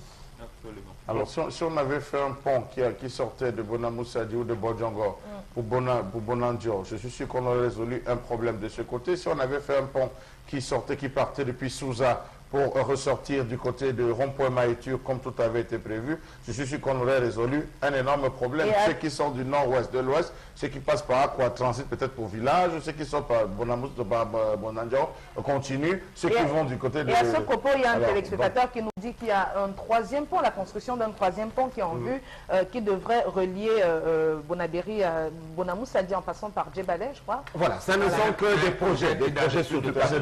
C'est des vieux projets. Voilà, donc on a cet autre message. Oui. Cette femme récolte sa cupidité. Elle voulait confisquer le mari d'autrui en portant une grossesse. Elle savait qu'il était marié. Pourquoi aller jusque-là? Je m'interroge comme M. Mbachou. Elle n'est pas petite pour regarder un enfant. Ce n'est qu'une leçon pour les autres. Irène de Pécadous. En matière de projets irréalisés au Cameroun, un important projet de construction du marché Congo ici à Douala. Donc, le financement et toutes les opérations avaient été faites. Le délégué du gouvernement, Fils Tonin avait attribué le marché à une de ses proches, une dame de la place qui n'a jamais rien fait pour faire démarrer ces travaux-là. Parce que j'étais à la même période que, je crois, le marché de Ndopassi, qui lui, il est déjà sorti de terre. Et voilà autant de choses au Cameroun qui sont vraiment, qui relèvent de l'inimaginable. Mais on laisse faire, finalement, les uns les autres ne sont pas là pour rendre des comptes. On va prendre à présent l'actualité des réseaux sociaux. Voici la revue du net avec vous. Mehdi, toujours. Merci Sam Sévérin. Donc, l'actualité sur le net est rythmée par cette information qui nous vient droit du Manidem, donc où Anissé Kane et certains de ses camarades seraient suspendus hier. Voilà, c'était hier. Il s'agirait donc de divergences sur la trajectoire du mouvement, notamment une alliance avec d'autres partis de l'opposition à laquelle Anissé Kane s'opposerait. Selon certaines sources, Dieudonné Yebga estime que les querelles au sein du Manidem ont débuté lorsqu'il s'est agi de rejoindre une coalition politique, notamment le MRC, le CPP et l'UPC, une alliance que ne voudraient pas Anissé et Kane. Voilà, et depuis l'annonce de cette information, ça va un peu... on ne va pas dire dans tous les sens, mais c'est quand même assez électrique parce qu'il faut le rappeler, Dieudonné Yebga, qui est le président élu et qui a toute la légitimité de cette formation politique aujourd'hui en qualité de principal dirigeant au lendemain des assises qui se sont tenues à Bankomo, a donc programmé une conférence de presse hier à Douala, au lieu dit Somatel, hôtel de Bali, sans publicité. Il vaut mieux donner la bonne information. Et le malheur a voulu que la conférence soit interdite plutôt par le sous-préfet de Douala premier, Jean-Marc Kouambarga. Pour l'instant, Anissé Kane dit n'être mêlé ni de près ni de loin à cette interdiction, mais recoupement fait, il semble bien qu'au niveau de la sous-préfecture, Anissé Kane se serait bel et bien présenté avec un document qui parlait d'interdiction en proférant des menaces qu'il y aurait, menaces de mort d'homme d'ailleurs, qui planeraient. Donc, ça donc conduit le sous-préfet à interdire la manifestation. Alors, réaction, d'abord vous, Charles-Abel Bachou. Il réfléchit. Je ne suis pas... on n'a pas besoin de réfléchir lorsqu'il s'agit d'Anissé Kane. Moi, je vais vous le dire, puisque on se rappelle bien des actions, des différentes actions qu'il avait posées au départ. On rappelle bien des actions, des différentes actions qu'il avait posées au départ. ASONEL Mosgo, on l'a vu, tout ce qu'il posait comme action lorsqu'il fallait se préoccuper. Et puis, subitement, il a disparu. Plus rien, il est rentré. Je me suis posé beaucoup de questions, d'interrogations, jusqu'à ce qu'on va dire certaines informations, n'est-ce pas, ne filtrent comme quoi ou sur certaines accointances. Est-ce que c'est vérité, c'est vérifié qu'il y a certaines accointances avec certaines personnes au pouvoir? Point d'interrogation. Est-ce que c'est vérifié qu'il y a des tractations qu'il aurait menées avec certaines personnes, n'est-ce pas, en dehors de toute l'instance organisationnelle de son parti?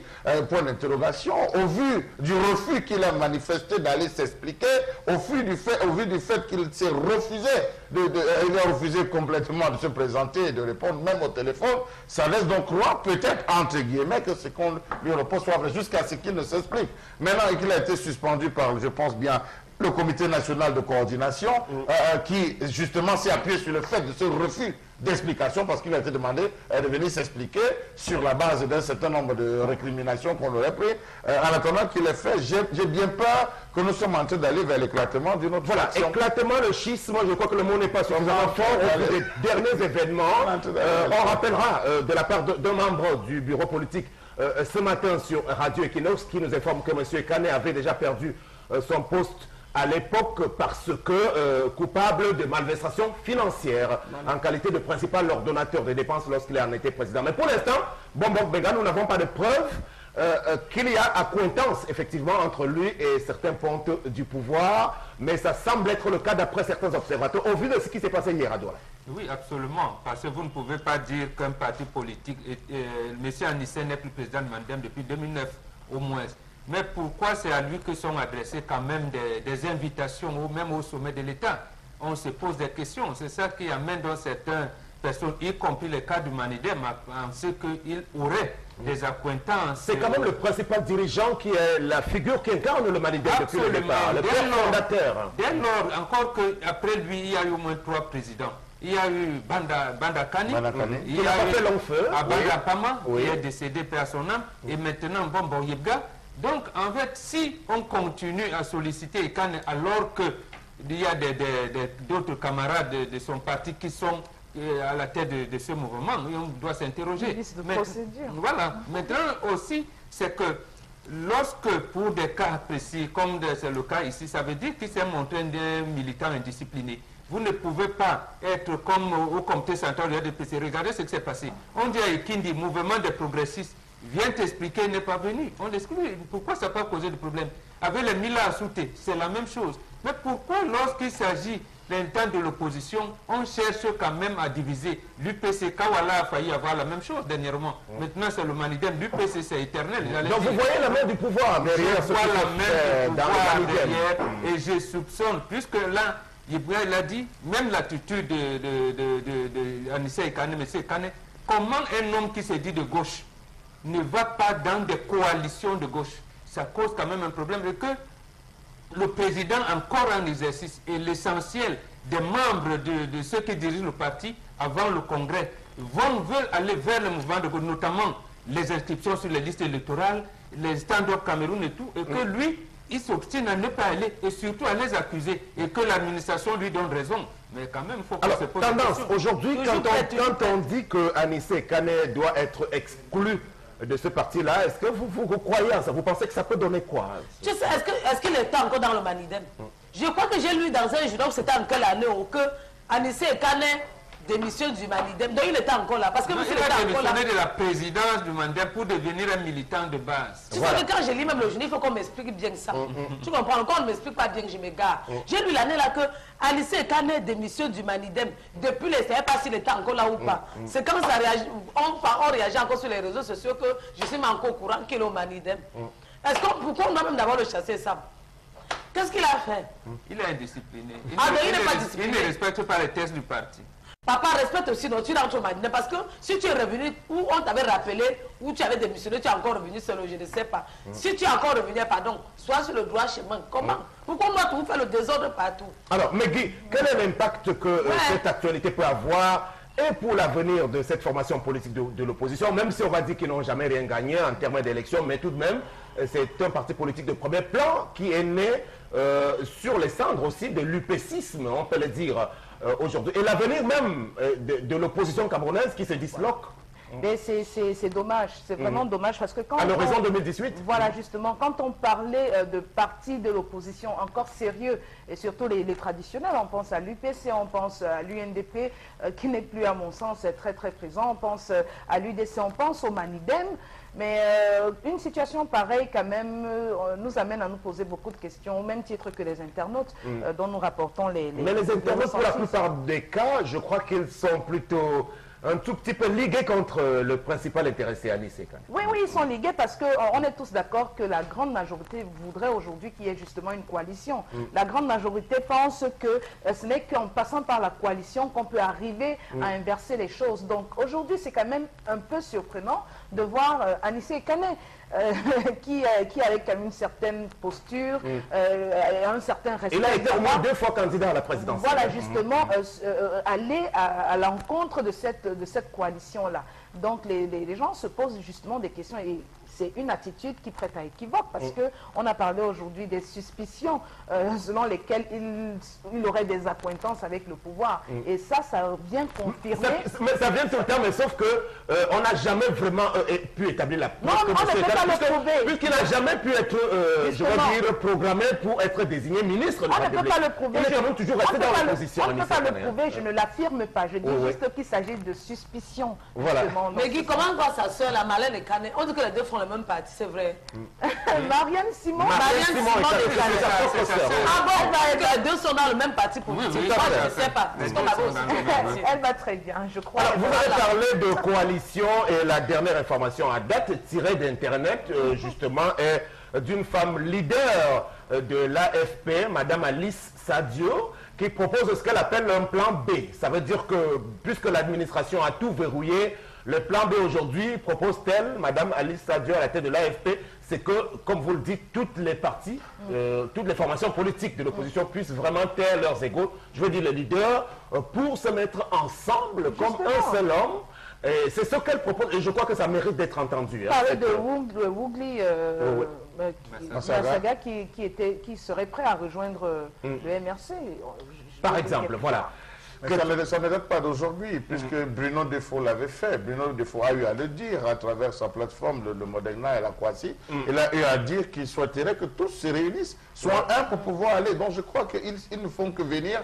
Tous ceux qui essayent de dire ne font que se rallier derrière lui. Donc la crise humanitaire peut nous aider dans ce sens. C'est-à-dire que venir montrer la clarification, que ceux qui sont proches du pouvoir, qu'ils soient identifiés, que ceux qui veulent une coalition de l'opposition soient également Voilà, merci beaucoup Maman Megui, la deuxième information. Voilà la deuxième information, c'est cette info sur les obsèques de Monseigneur Bala qui débute ce jour du côté de Yaoundé. Donc la levée de corps est prévue, ou alors c'est déjà faite, du côté de l'hôpital général de Yaoundé. Levée de corps qui sera suivie justement par une messe à la cathédrale de Yaoundé. Ensuite le départ pour Bafia, ce jour même arrivée, installation à la cathédrale de Bafia. Et jeudi, demain, se tiendra l'inhumation. Donc, c'est beaucoup d'émotions sur la toile, beaucoup d'émotions et aussi beaucoup d'interrogations de la part des internautes, des Camerounais, de tout le monde. On se demande bien, est-ce que ce serait donc la fin de ce chapitre? Est-ce que les choses se poursuivront? Est-ce que les enquêtes se poursuivront? Qu'est-ce qui va advenir une fois l'évêque inhumé? On se pose des questions. Voilà, il y a déjà cette sortie d'un de ses jeunes frères, je crois, une révélation faite ce matin dans la presse. Il rappelle le contenu de la dernière conversation qu'il avait eue la veille de la disparition, où Monseigneur Bala lui témoignait de sa très bonne santé en lui disant que je m'en vais me coucher, on va bien se revoir. Donc, et le lendemain, on dit qu'il a disparu, il est dans l'eau comme subitement par enchantement. Donc c'est pour dire, vous l'avez dit, beaucoup d'émotions, tendance. Je pense que l'Église, pour l'instant, appelle à l'apaisement, le temps de l'inhumer tranquillement. Mais je crois que toute la vérité n'est pas encore dite dans cette Vraiment, histoire. ce qu'il y a lieu de faire, c'est qu'il faut qu'on aille enterrer notre père, qui repose, que son âme repose en paix. Moi, on dit souvent que quand celui qui me tue ne reste pas mourir. Papa, j'ai dit toujours que si tu es mort parce qu'on t'a tué, il n'y a que Dieu seul qui sait comment il va faire, il va juger cette affaire-là. Va et repose en paix. Vraiment, quand je parle comme ça, j'ai les larmes au bout de Dieu. Ça fait aujourd'hui 3 mois que tu n'es plus là. Maintenant, le deuil, là, on tourne. Papa, pardon. Même ceux qui vont assister au deuil, si moi j'avais un peu le temps, je devais assister. Parce que je n'ai pas le temps, Sam. S'il y avait un petit temps comme c'est parti au deuil, là, c'est un deuil que, en principe, si vous êtes disponible, partez enterrer notre père, que son âme repose en paix. Vraiment, ou qu'on meurt comme ça, on entre quand je ne sais pas. Voilà. Maintenant, Bombok Megan, il y a un devoir de vérité, il me semble, parce que on parle souvent même de vérité et réconciliation, même quand il s'agit de l'Église. On a dit que c'est une mort de plus, une mort de trop. On parlait d'un assassinat. Là-dessus, est-ce que l'Église va se taire à ce niveau-ci et considérer que ça fait partie du passé? Non, l'Église ne va plus se taire. L'Église ne veut même pas se taire. Et moi, je loue ce que vous venez de nous révéler là tout à l'heure. Ça veut dire que la famille aussi est du côté de l'Église pour que manifeste la vérité. Parce qu'en Afrique, lorsque quelqu'un meurt, il faut bien qu'on sache de quoi il est mort. Si c'est une maladie, je dirais infectieuse, il faudrait qu'on voie autour de lui, c'est le choléra, est-ce que c'est la méningite, on va regarder. Si c'est un accident, nous allons regarder jusqu'à plus loin, est-ce que c'est un accident qui est, j'allais dire, des péchés commis par des parents? On va donc exorciser. Donc, comme c'est le cas d'assassinat, comme semble être le cas, et l'Église est formée dessus, la famille aussi, on fait ceci, on accompagne le mort jusqu'à la dernière demeure. Maintenant, pour que lui-même, là où il est, il sent que et sa famille religieuse et sa famille biologique veulent la vérité et veulent l'accompagner là où il est, il faut donc que la vérité soit manifestée. Et je pense que là, l'Église et la famille vont maintenant confondre l'autorité judiciaire, j'allais dire même le pouvoir judiciaire au pays, pour qu'ils nous disent, et là on verra, si le président de la Cour suprême qui nous dirait dernièrement de faire confiance à la justice, va maintenant accepter que le juge, le président du tribunal de Bafia, recommence les enquêtes parce qu'on a prélevé tous les indices. Donc, Jean Lambert, pour l'instant, il n'y a plus rien à attendre du parquet de Yaoundé, du parquet du centre qui diligentait les enquêtes. Il y a tout à attendre, il faut le dire. Et vous allez vous rendre compte que la forte militarisation de la morgue de l'hôpital général de Yaoundé en dit long, parce qu'il y a une forte barrière sécuritaire qui a été mobilisée. Les prêtres sont partis de tous les coins du Cameroun pour assister aux obsèques. Je ne sais pas de quoi est-ce qu'on a peur lorsqu'on militarise toute une zone, gendarmerie, police, ils sont là, ont des cordons de sécurité. C'est la démonstration du pouvoir militaire. Non, mais pourquoi dans ce contexte précis? Est-ce qu'ils ont peur des débordements? Voilà, c'est ce que je suis en train de dire. Ont-ils peur d'un débordement religieux? Je m'interroge aussi sur la question. Bon, on va se dire que, je ne sais pas de quoi ils ont peur. Jusqu'à 9h, aucune autorité n'était sur la lieu.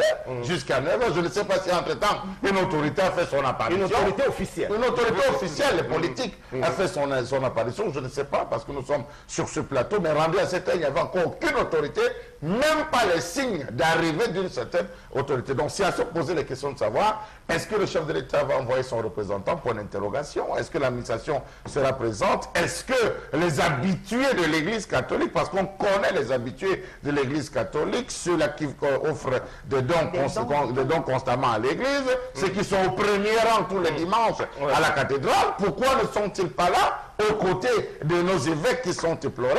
Point d'interrogation. Ne vous fiez pas à ceux-là qui sont au premier rang. Il y a une amitié très Jean-Marie Tanganamebara, il était toujours au premier rang, l'ancien SGPR. C'est qu'on veut donc voir. Ceux qui sont là, tous ne sont pas en prison. On veut donc voir s'ils vont occuper les prisons. Et on connaît ceux qui tout récemment ont fait la plus belle cathédrale. Voilà. Faut qu'ils soient là. Regarde, de toutes les façons, c'est beaucoup d'émotions. Ça peut nous faire rigoler un peu, mais c'est quelque chose de dramatique que le Cameroun a traversé. Et au moment où démarrent ces obsèques-là, nous voulons simplement en appeler au calme à notre tour aussi, en direction de toute la communauté chrétienne catholique qui va se mobiliser pour ces obsèques-là. Maintenant, toute la vérité, si on la connaît, bon, il vaut mieux qu'elle soit dévoilée aussi, parce que c'était ça le vœu de la conférence épiscopale, en condition que celle-ci soit unie aussi, parce que nous avons quelques nouvelles sur d'éventuelles divisions au sein du clergé. La seule division, il fallait le dire, c'est l'arrêt au niveau du pont de Bebda. Parce qu'on voulait qu'il s'arrête au niveau du pont de Bebda. S'il s'arrête au niveau du pont, véritablement confirme, je suis dans l'eau. Mais comme il se refuse, l'autre camp refuse qu'on s'arrête parce qu'on n'est pas dans l'eau, voilà, vous pouvez imaginer. Bon, voilà, mais Guy, la dernière information de cette revue. Voilà, la dernière information, on va dire quoi? Il y a une vie après la présidence. C'est donc ce qui atteste cette image de François Hollande, l'ancien président de la République de France, en train de faire du shopping, voilà, comme un citoyen lambda, ce qui a suscité beaucoup d'admiration, de surprise de la part des internautes. Et on se demande, à quand cette image sous nos cieux africains, sous nos cieux camerounais? Est-ce que c'est possible ou alors est-ce que ça relève du rêve, de l'utopie ou d'une fiction? Les internautes se posent des questions. Voilà un président qui, après sa présidence, son mandat, voilà, il fait des courses, c'est un citoyen normal. Et... Voilà, bon, il y a deux choses à dire à mon niveau pour cette image. D'abord, pour moi, elle n'est pas extraordinaire du tout. Il avait toujours défendu le concept de l'homme normal. Président normal qu'il avait souhaité être, il ne l'avait pas été parce qu'on s'était bien rendu compte lors de sa prise de pouvoir, quand il a commencé à vouloir prendre le TGV, on lui a rappelé qu'attention, vous êtes le président de la 5e puissance mondiale, donc il n'a plus du tout été le président normal. Maintenant, il va donc retrouver les attributs de l'homme normal. Deuxième chose, ça rappelle quand même l'image d'un parfait célibataire. Voilà, il a passé tout le temps à l'Élysée sans avoir une femme officiellement. Aujourd'hui, bon, il peut faire allègrement ses courses et je ne comprends pas pourquoi M. Hollande s'est toujours refusé à prendre une épouse bon, c'est vrai qu'il y a pour aider à faire ses courses. C'est vrai qu'il y a une certaine polémique sur cette image aussi, parce que d'aucuns estiment que c'est une image réelle, d'autres estiment que ça a été un montage, que ce n'est pas possible parce qu'il y a un montage précédent qui avait été fait avec Poutine, Vladimir. Donc, tout compte fait. L'image est bien là et puis on se dit quand est-ce que nos présidents vont peut-être quitter le pouvoir et puis mener une vie normale. Non, mais ça même le président. Est-ce que vous avez seulement rencontré déjà le gouverneur de la région en train de faire des courses? Commençons par où? Voilà. Je le vois qu'à la télé, on ne s'est même pas encore vu en face. Voilà, ouais. Mais pour les internautes qui disent que oh, Afrique, pourquoi ils ne pensent pas qu'en Afrique, les présidents peuvent aller aussi faire le marché? Ça dépend du président. Ils souhaitent que ce soit le cas. Non, il y a des présidents Mais il y a le ministre Grégoire Ouna qui fait ses courses. Non, lui, il est très simple. Parce que ça dépend aussi du pays. Quand vous voulez tout mélanger l'Afrique, vous ne pouvez pas laisser ça prononcer le nom Cameroun sur ça. Qu'est-ce que vous voulez que mon président peut aussi se lever pour aller faire les cours? C'est parce que les Camerounais aiment trop bavarder. S'il se lève un jour pour aller acheter même une brosse à dents à la boutique, vous allez l'entourer. Maintenant, pour éviter, c'est vous montre alors que pour l'approcher, c'est dur. Pourtant, c'est quelqu'un de bien. On m'a dit qu'il fait la tala. Je pense qu'il y a eu un président africain qui l'a fait, Alpha Roma Konaré. Au Mali, il l'a fait et il continue à le faire. Encore lorsqu'il a quitté la présidence de la République du Mali, il est rentré enseigner à l'université avec son épouse.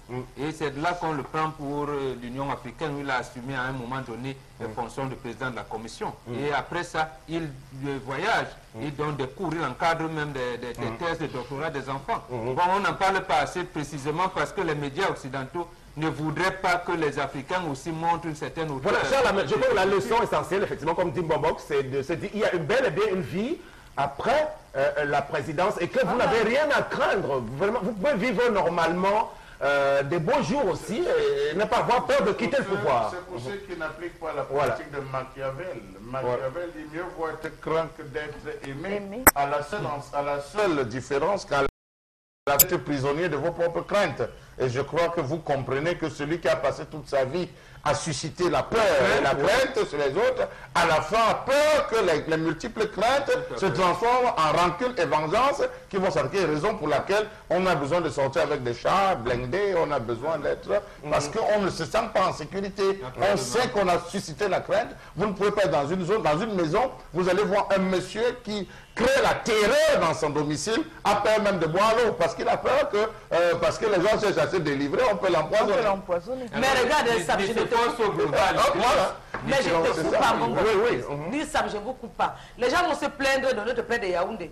Lui-même, parfois, il s'exclame, il dit que, ouais, pourquoi c'est un Camerounais? Pourquoi ma tête énerve, c'est un Camerounais? Quand il voyage pour aller en Suisse, on met une fois son nom président suisse. C'est un Camerounais. Non, mais parce qu'il ferme les routes et les ports quand il veut passer. Même s'il passe à 17h, on ferme depuis 15 heures. Je pense que la meilleure façon de vivre, c'est qu'il faut être simple, quelle que soit la situation qu'on occupe. Parce que quand vous avez déjà maintenu une attitude de distance envers les autres, quand vous n'êtes plus aux affaires, il est difficile de redescendre au niveau des autres. Ah, quand vous étiez aux affaires, si vous aviez une attitude humble, simple avec tout le monde, n'étant plus là, les choses... La preuve, c'est qu'aujourd'hui, François Hollande peut se déplacer sereinement sans avoir la peur d'être attaqué dans la rue. Surtout qu'étant président... C'est lui qui a dit qu'il ne va pas se marier parce que le mariage coûte cher. Il a dit ça. Merci beaucoup. On prend interpellation. Voici. Il a pris les motos pour aller...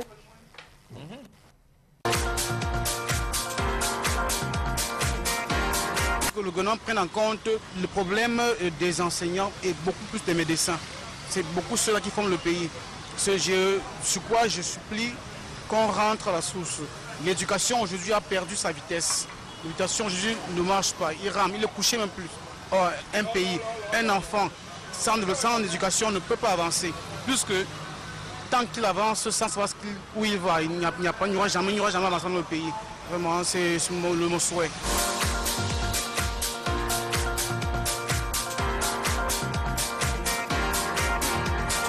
Oui, Mbambok, Megan, réaction. Oui, c'est ce que nous disait à peu près notre invité de tout à l'heure. L'État a tué jusqu'à l'éducation. Donc vous savez que dernièrement, il y a le concours qu'on prépare.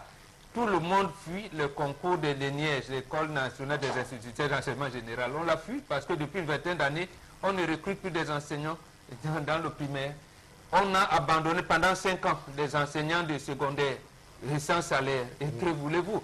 Donc lorsqu'on dit que l'école est couchée, comme dit notre compatriote, c'est vrai, le niveau a baissé, mais précisément, c'est le gouvernement actuel qui a voulu qu'on en soit ainsi. On voudrait vous parler d'adéquation, formation, emploi, certes, mais est-ce que le gouvernement a donc mis les choses en place pour former ses citoyens de demain? Pas du tout.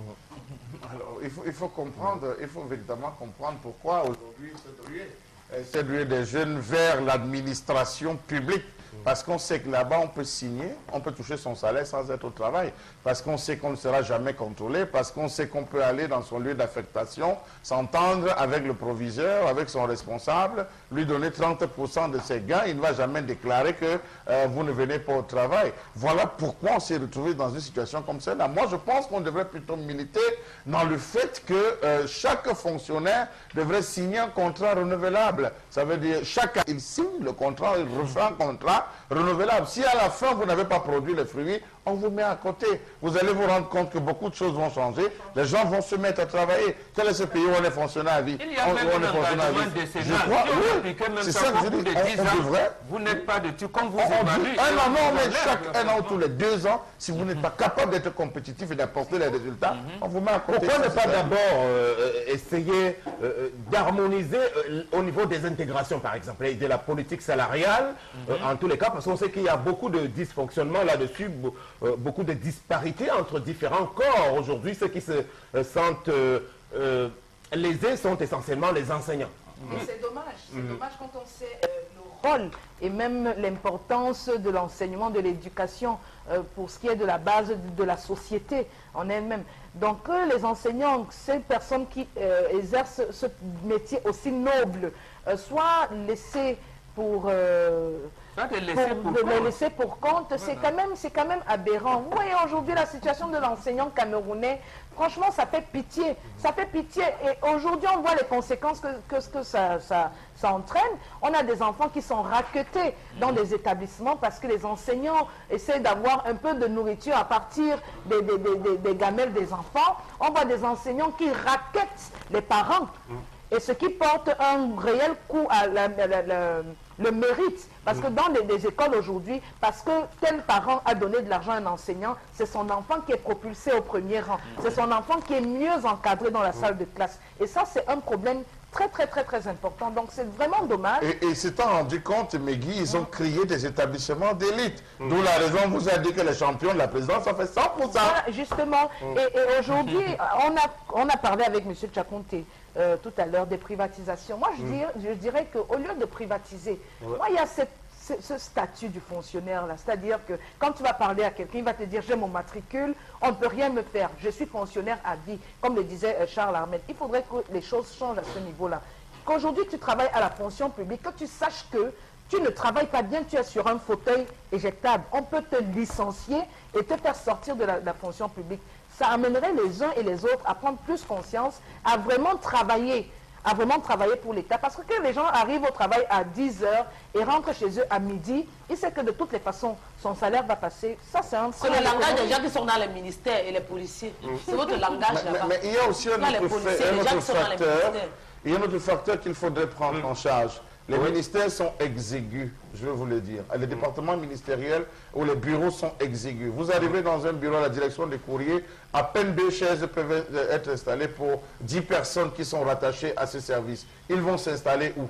Ils vont travailler comment? Conséquent, vous allez les voir dans les shoppings, vous allez les retrouver assis dans les bars en train de travailler. Les conférences, les salles de conférence, savez-vous qu'on compte les ministères qui ont ne serait-ce qu'une seule salle de conférence. Ils sont obligés de tenir leurs conférences dans des hôtels de la place. Vous ne vous êtes peut-être pas rendu compte de cela. Alors, il faut penser... sert le ministère de la fonction publique et de la réformative. Je crois que dans ce pays, franchement, bon, je ne sais pas ce qu'on va en faire finalement. Tout un département précisément chargé de réformer l'administration Et aujourd'hui, nous avons à la tête de ce département un magistrat, M. Jean-Michel Angwa. Alors, est-ce qu'on l'a nommé pour ses compétences ou on l'a nommé simplement parce qu'il est ressortissant de la région de l'Est et qu'il fallait un peu, par équilibre régional, mettre quelqu'un de là-bas, même s'il n'a pas la compétence?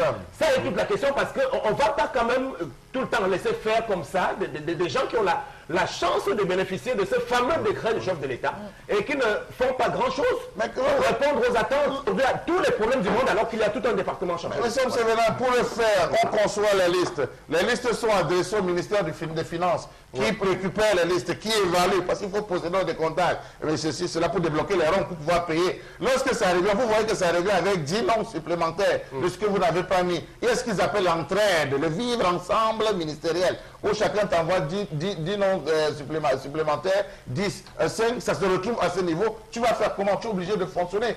Aujourd'hui, le problème d'Antilope, l'opération Antilope a échoué, CJPS a échoué, CJPS 2 a échoué. Vous pensez que ça a échoué parce que Ange-Michel Angwa ne s'est pas rendu compte de ce personnel fictif? C'est parce que c'est de protéger des uns et des autres. C'est une envoi bien comme il doit faire comme garde à la fête. C'est pas normal qu'il vienne dire qu'il ne sait pas que les enseignants sont là. Lorsqu'il avait dit, il a commencé par dire qu'il y a 9750 fonctionnaires fictifs. Je fais comment? On a dit attends un peu. Lorsqu'on a dit il y a 10 900 et pour ça il fallait les revoquer complètement. Ça n'a pas été fait. Mais c'est pour ça qu'il ne savait pas qu'il y avait 5 promotions de... De toute façon, nous on est au courant qu'il y a des gens tapis dans l'ombre qui l'empêchent de travailler. On sait qu'il y a un ministre de la fonction publique, donc il doit rendre des comptes. Donc c'est à lui de prendre... Vous devez le savoir, puisque le chef de l'État, lorsque le chef de l'État vient à demander un comptage physique, vous devez vous rendre compte que là, il constatait la différence du ministère de la réforme.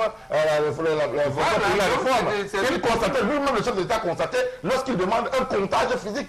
Donc vous devez vous rendre compte que tous les méthodes, on l'a évalué, on s'est rendu compte que ça avait... Merci beaucoup. On va aller accueillir le concept Salaka pour les magasins 1001 tapis. On parle de 10 jours de bonus. Pour en parler avec nous, donc on style Amine. Bienvenue, bonjour. Oui, bonjour Sam, c'est Laurent, très mon retour à l'émission 10 de Zénith. Et déjà bonjour à toute l'équipe de cette émission.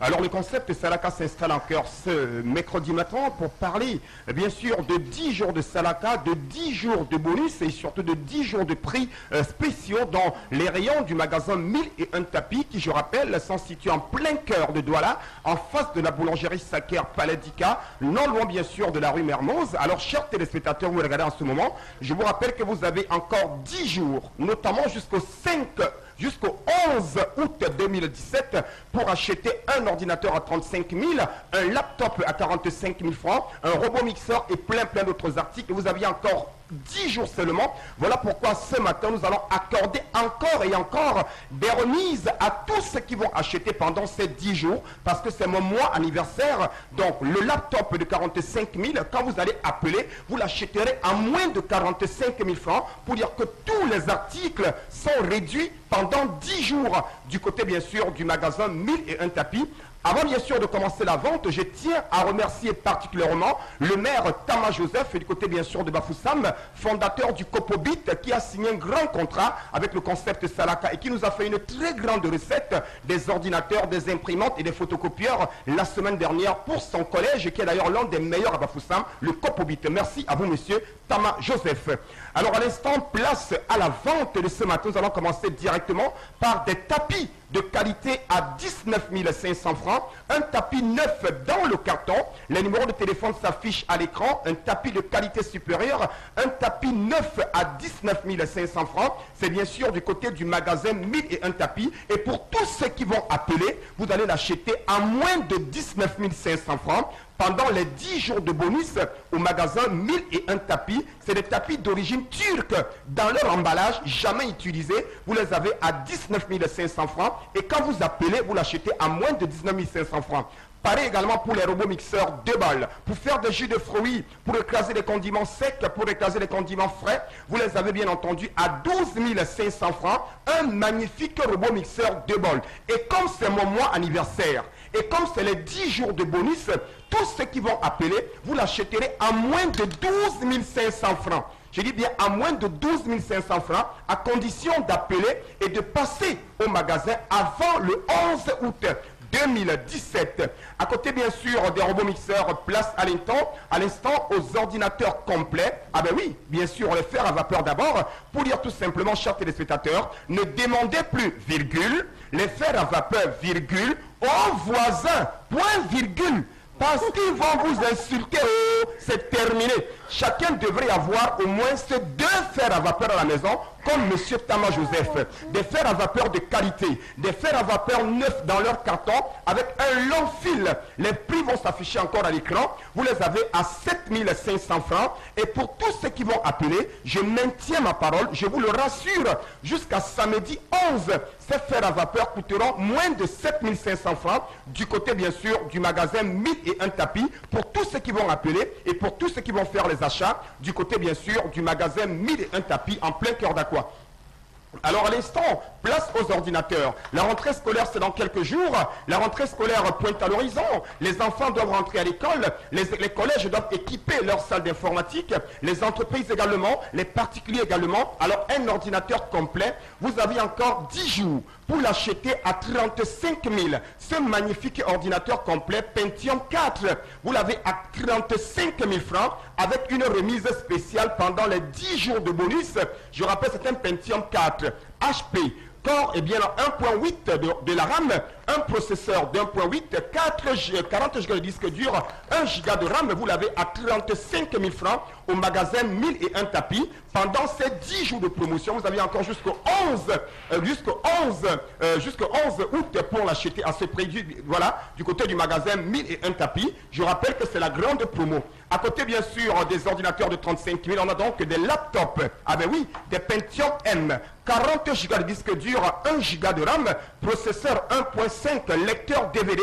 Vous les avez encore jusqu'au samedi 12, autant pour moi. C'est plutôt le 12 que la promotion s'achève. Vous les avez à 45 000 francs. Un magnifique laptop de qualité supérieure. Vous l'avez à 45 000 pour les élèves, pour les étudiants, pour les bureaucrates, pour les communicateurs, pour les hommes d'affaires. Chacun devrait l'avoir. C'est l'occasion plus que jamais de l'acheter à 45 000 francs. Et comme c'est la semaine bonus, quand vous appelez, vous l'achetez à moins de 45 000. On va également parler cette fois-ci des laptops un peu plus élevés, les corps d'audio que vous avez longtemps aimés. Ces corps d'audio sont de retour pour la dizaine de bonus.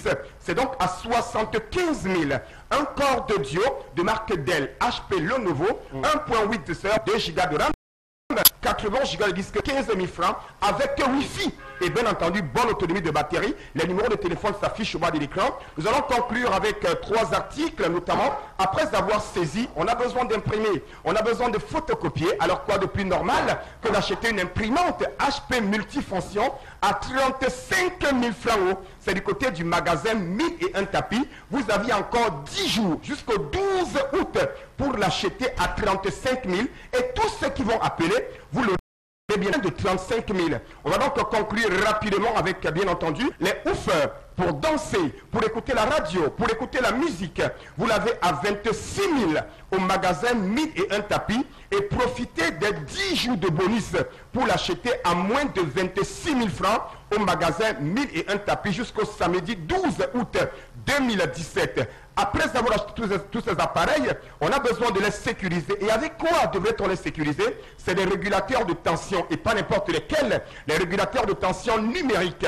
Vous les avez à partir de 18 000 francs au magasin 1001 tapis qui est situé en plein cœur d'Aqua, non loin de Douala-Bar, en face de la boulangerie Saker. Alors je rappelle à tous mes amis de Tico, de Limbe, de Mouteng et de Bafoussam, c'est l'occasion plus que jamais. Concept Salaka donc Anis Moon, na Moon for my happy birthday. Donc pour mon anniversaire, à Gogi on a plein de cadeaux. Donc any man must come for Concept Salaka. Just call just now. You don't get time for come for Concept Salaka. Vous n'avez pas assez d'argent. Je rappelle que nous acceptons les avances, les réservations et la livraison à domicile est accordée à tous nos clients. Et n'oubliez pas, vous avez également des parapluies à 100 francs au magasin 1001 tapis pour tous les clients. Voilà, on va vous retrouver prochainement. C'était l'espace réservé aux 1001 tapis avec les promotions en cours pendant la dizaine de jours de bonus. Nous avançons la dernière ligne droite, plus que quelques petites minutes et nous serons rendus à la fin de cette autre édition. Mais d'ici là, on prendra à nouveau un autre de nos partenaires privilégiés. Je vais évoquer ici la Sanza Night Club, mais on va également vous permettre de réécouter quelques-uns de vos messages. Et c'est à l'instant, Meggy. Voilà, donc, alors, les messages arrivent. Oui, les messages, ou alors on passe à la suite, s'il n'y en a plus, puisque nous sommes obligés de poursuivre la réalisation de ce programme qui interviendra, dont la fin interviendra bien sûr tout à l'heure avec la critique des fins d'émission, la critique qui portera sur un sujet tout aussi intéressant, voilà. Donc les messages, Sandrine de Bonabéry, une femme qui connaît qu'un homme est marié ne doit pas s'aventurer avec ce dernier. Vous avez souligné un gros problème. Est-ce qu'un opérateur téléphonique doit s'investir dans le transfert d'argent? La preuve en est que les banques et les sociétés de transfert d'argent sont tombées en faillite au point où elles sont obligées de fermer certains points de vente et le licenciement de plus de 2500 employés est advenu. Et je ne crois pas que Orange, ou alors les sociétés de téléphonie mobile seront en mesure de recruter ces personnes-là. Où va donc ce pays? Dans l'une des clauses, il est bien prévu que, je prends le cas de Orange, que Orange peut se permettre de faire une modification dans la tarification. Et cela va être fait 30 jours avant. Mais sauf qu'ils ne l'ont pas fait 30 jours avant, ils l'ont fait quelques heures avant. Pourquoi? Qu'est-ce qu'ils ont voulu contourner la chambre? On parle de la tarification dans les questions. Ici, c'est le transfert d'argent. C'est justement ça, on parle d'Orange Monnaie, c'est ça dont on parle. Non, même Orange Monnaie, ça fait partie de que Sam aime appeler l'incurie du gouvernement. Comment on peut permettre qu'un opérateur de téléphonie mobile se lance dans une activité concurrentielle à celle de la BIAC a réagi par rapport à cela. On a rabattu aussi. Bon, de toute façon, au niveau des tarifs, c'est du business, il faut le dire par ailleurs, parce que ces entreprises-là sont des capitalistes, vous l'avez dit, ils veulent faire du profit. Donc maintenant, vous êtes libre en tant qu'usager de faire du transfert de votre argent ailleurs, si ça ne vous plaît pas, si vous n'êtes pas d'accord avec les tarifs qui sont. Donc on ne peut pas faire de procès à ces compagnies aussi de vouloir faire du profit. Et profit pour profit, ils en font aussi dans l'espace Sanza aussi, même si c'est un peu de divertissement, mais ça reste toujours du business. Voici l'espace réservé à la Sanza Night Club. C'est avec le Douala, c'est la vitesse. Votre discothèque VIP, ouvert tous les soirs, avec ses concepts innovants qui vous animent durant toute la semaine. De lundi à samedi dès 22h et le dimanche à partir de 18h. C'est avec le Douala, c'est aussi son lunch bar restaurant, ouvert tous les soirs dès 17h, avec la meilleure cuisine du Douala et un billard à votre disposition. C'est avec le Douala, 6 à Aqua, derrière le glacier moderne, Infoline, 6 93 52 52 94 6 50 22 22 22. Voilà, content de vous retrouver sur ce plateau, Monsieur Bertrand Lee Kadji. Bonjour. Bonjour Sam et bon retour de tes congés. Bonjour à tout le panel. Bonjour. Voilà, qu'est-ce qui est au menu? Nous sommes le mercredi. Bien, au menu des programmes à thème, bien sûr, de la Sanza Night Club de Douala. C'est déjà ce mercredi, mercredi soirée Créa Show. Nous vous invitons, chers téléspectateurs, à faire le déplacement, car ce mercredi ne ressemblera à aucune des soirées des mercredis proposées à votre endroit, car cette créativité-là qui sera mise au devant de vos regards ce soir sera hors norme, rien à voir avec ce qui vous a déjà été proposé des soirées passées. Cela dit, nous comptons bien sûr, je vais revenir là-dessus, excusez-moi la redondance, nous comptons bien sûr vous compter parmi nous ce soir à partir de 22h. Alors demain jeudi, mesdames et messieurs, la grande soirée sexy et beaucoup plus glamour, on vous l'a toujours dit, c'est un défilé apparent que nous proposons à l'endroit de toutes ces charmantes dames et demoiselles qui prennent la peine de se déplacer pour le nightclub appelé soirée Night Change. Nous leur permettons de se mouvoir au devant des regards avec un peu plus de zeste de glamour et beaucoup plus sexy dans leur tenue, avec à la clé 115 000 francs à se partager. Alors, ne manquez surtout pas de faire le déplacement chez nous, hein, que vous soyez forte de corpulence, petite de corpulence, grand ou petit de taille. Nous vous permettons de pouvoir participer à ce défilé-là. Vendredi et samedi, soirée 100% VIP avec 10 cas la dimanche. Chez nous, le client étant roi, nous leur faisons la part belle avec un entretien musical tenu demain de maître par nos DJ Performance. Les dimanches, la discothèque de Papa pour les titres souvenirs. Le rappel des mémoires, c'est tous les dimanches à partir de 17h, nous ressassons autant d'albums pour autant d'artistes qui ont bercé votre tendre enfance. Question de vous mettre en phase avec votre âge et vous amuser vraisemblablement sur la piste, bien sûr, de la Stanza Night Club. Le lundi, comme toujours, soirée piscine party. Vous le savez, c'est à découvrir. Mardi, soirée Seduction Night.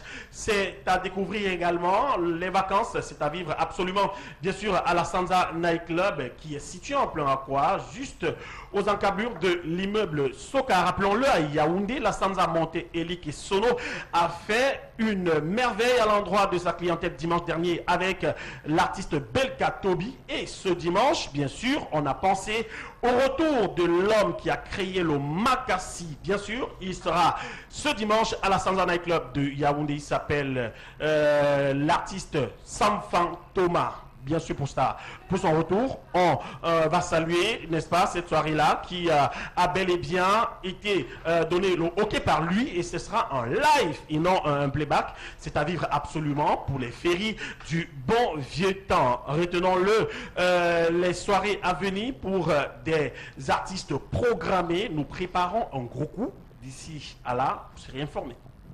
Voilà, merci beaucoup. Et à la prochaine, Bertrand. C'est moi qui vous remercie, bien sûr, en passant une petite dédicace d'anniversaire à Véranisso, qui a passé, bien sûr, un an de plus il y a quelques jours. C'est The Club du Douala, c'est la vitesse. Votre discothèque VIP, ouvert tous les soirs, avec ses concepts innovants qui vous animent durant toute la semaine. De lundi à samedi dès 22h et le dimanche à partir de 18h. C'est The Club du Douala, c'est aussi son lunch bar restaurant ouvert tous les soirs dès 17h avec la meilleure cuisine du Douala et un billard à votre disposition. C'est The Club du Douala, 6 à Aqua, derrière le glacier moderne. Infoline 6 93 52 52 94 6 50 22 22 22. Voilà, au nom de la liberté de critiquer, en direction donc des deux hommes forts de Douala et Yaoundé, que sont les super maires Gilbert Timévouna et Fritz Antonin Tonnet. On commence par l'élu ou alors le non-élu de Douala, au-delà de son incapacité ou de sa négligence légendaire à pouvoir revertir à peu près confortablement les rues de la ville de Douala. Eh bien, il est accusé depuis quelque temps de détourner ou alors de refuser systématiquement de reverser le gros montant de ce qu'on appelle les CAC, les centimes additionnels communaux dont il bénéficie chaque année à hauteur de 40%. C'est en termes de milliards de francs CFA. Il devrait pouvoir les reverser aux 6 communes d'arrondissement qui sont rattachées à la communauté urbaine. C'est un problème qui dure. Les différentes communes ont tout fait de saisir les exécutifs concernés jusqu'à Yaoundé, mais rien n'a pu être fait dans ce sens-là. À Douala, le super maire dicte sa loi. À Yaoundé, c'est un peu plus grave. Sur un tout autre terrain, concernant le bien nommé Jackbo Gilbert Timévouna, qui persiste et signe, il n'y aura pas de nouveau maire à la commune de Yaoundé 6e autre que Madame Efa. Oui, il l'a réitéré. Et c'était même sur l'antenne de CRTV, hein, parce qu'il ne s'en cache plus. Il estime que Jacques Yoki Onana, qui a pourtant été choisi démocratiquement, est encore jeune. Et qu'il avait encore quelques temps pour laisser sa maman poursuivre la gestion de cette mairie-là, celle qui était la première adjointe du temps, notamment de l'ancien maire qui est décédé en France. Aujourd'hui donc, la mairie de Yaoundé 6 est toujours paralysée par la faute de Timévouna, qui est le délégué permanent du RDPC dans la région du centre. Il dicte sa loi lui aussi à ciel ouvert et en pleine capitale. Merci beaucoup, c'était le Zénith de ce jour.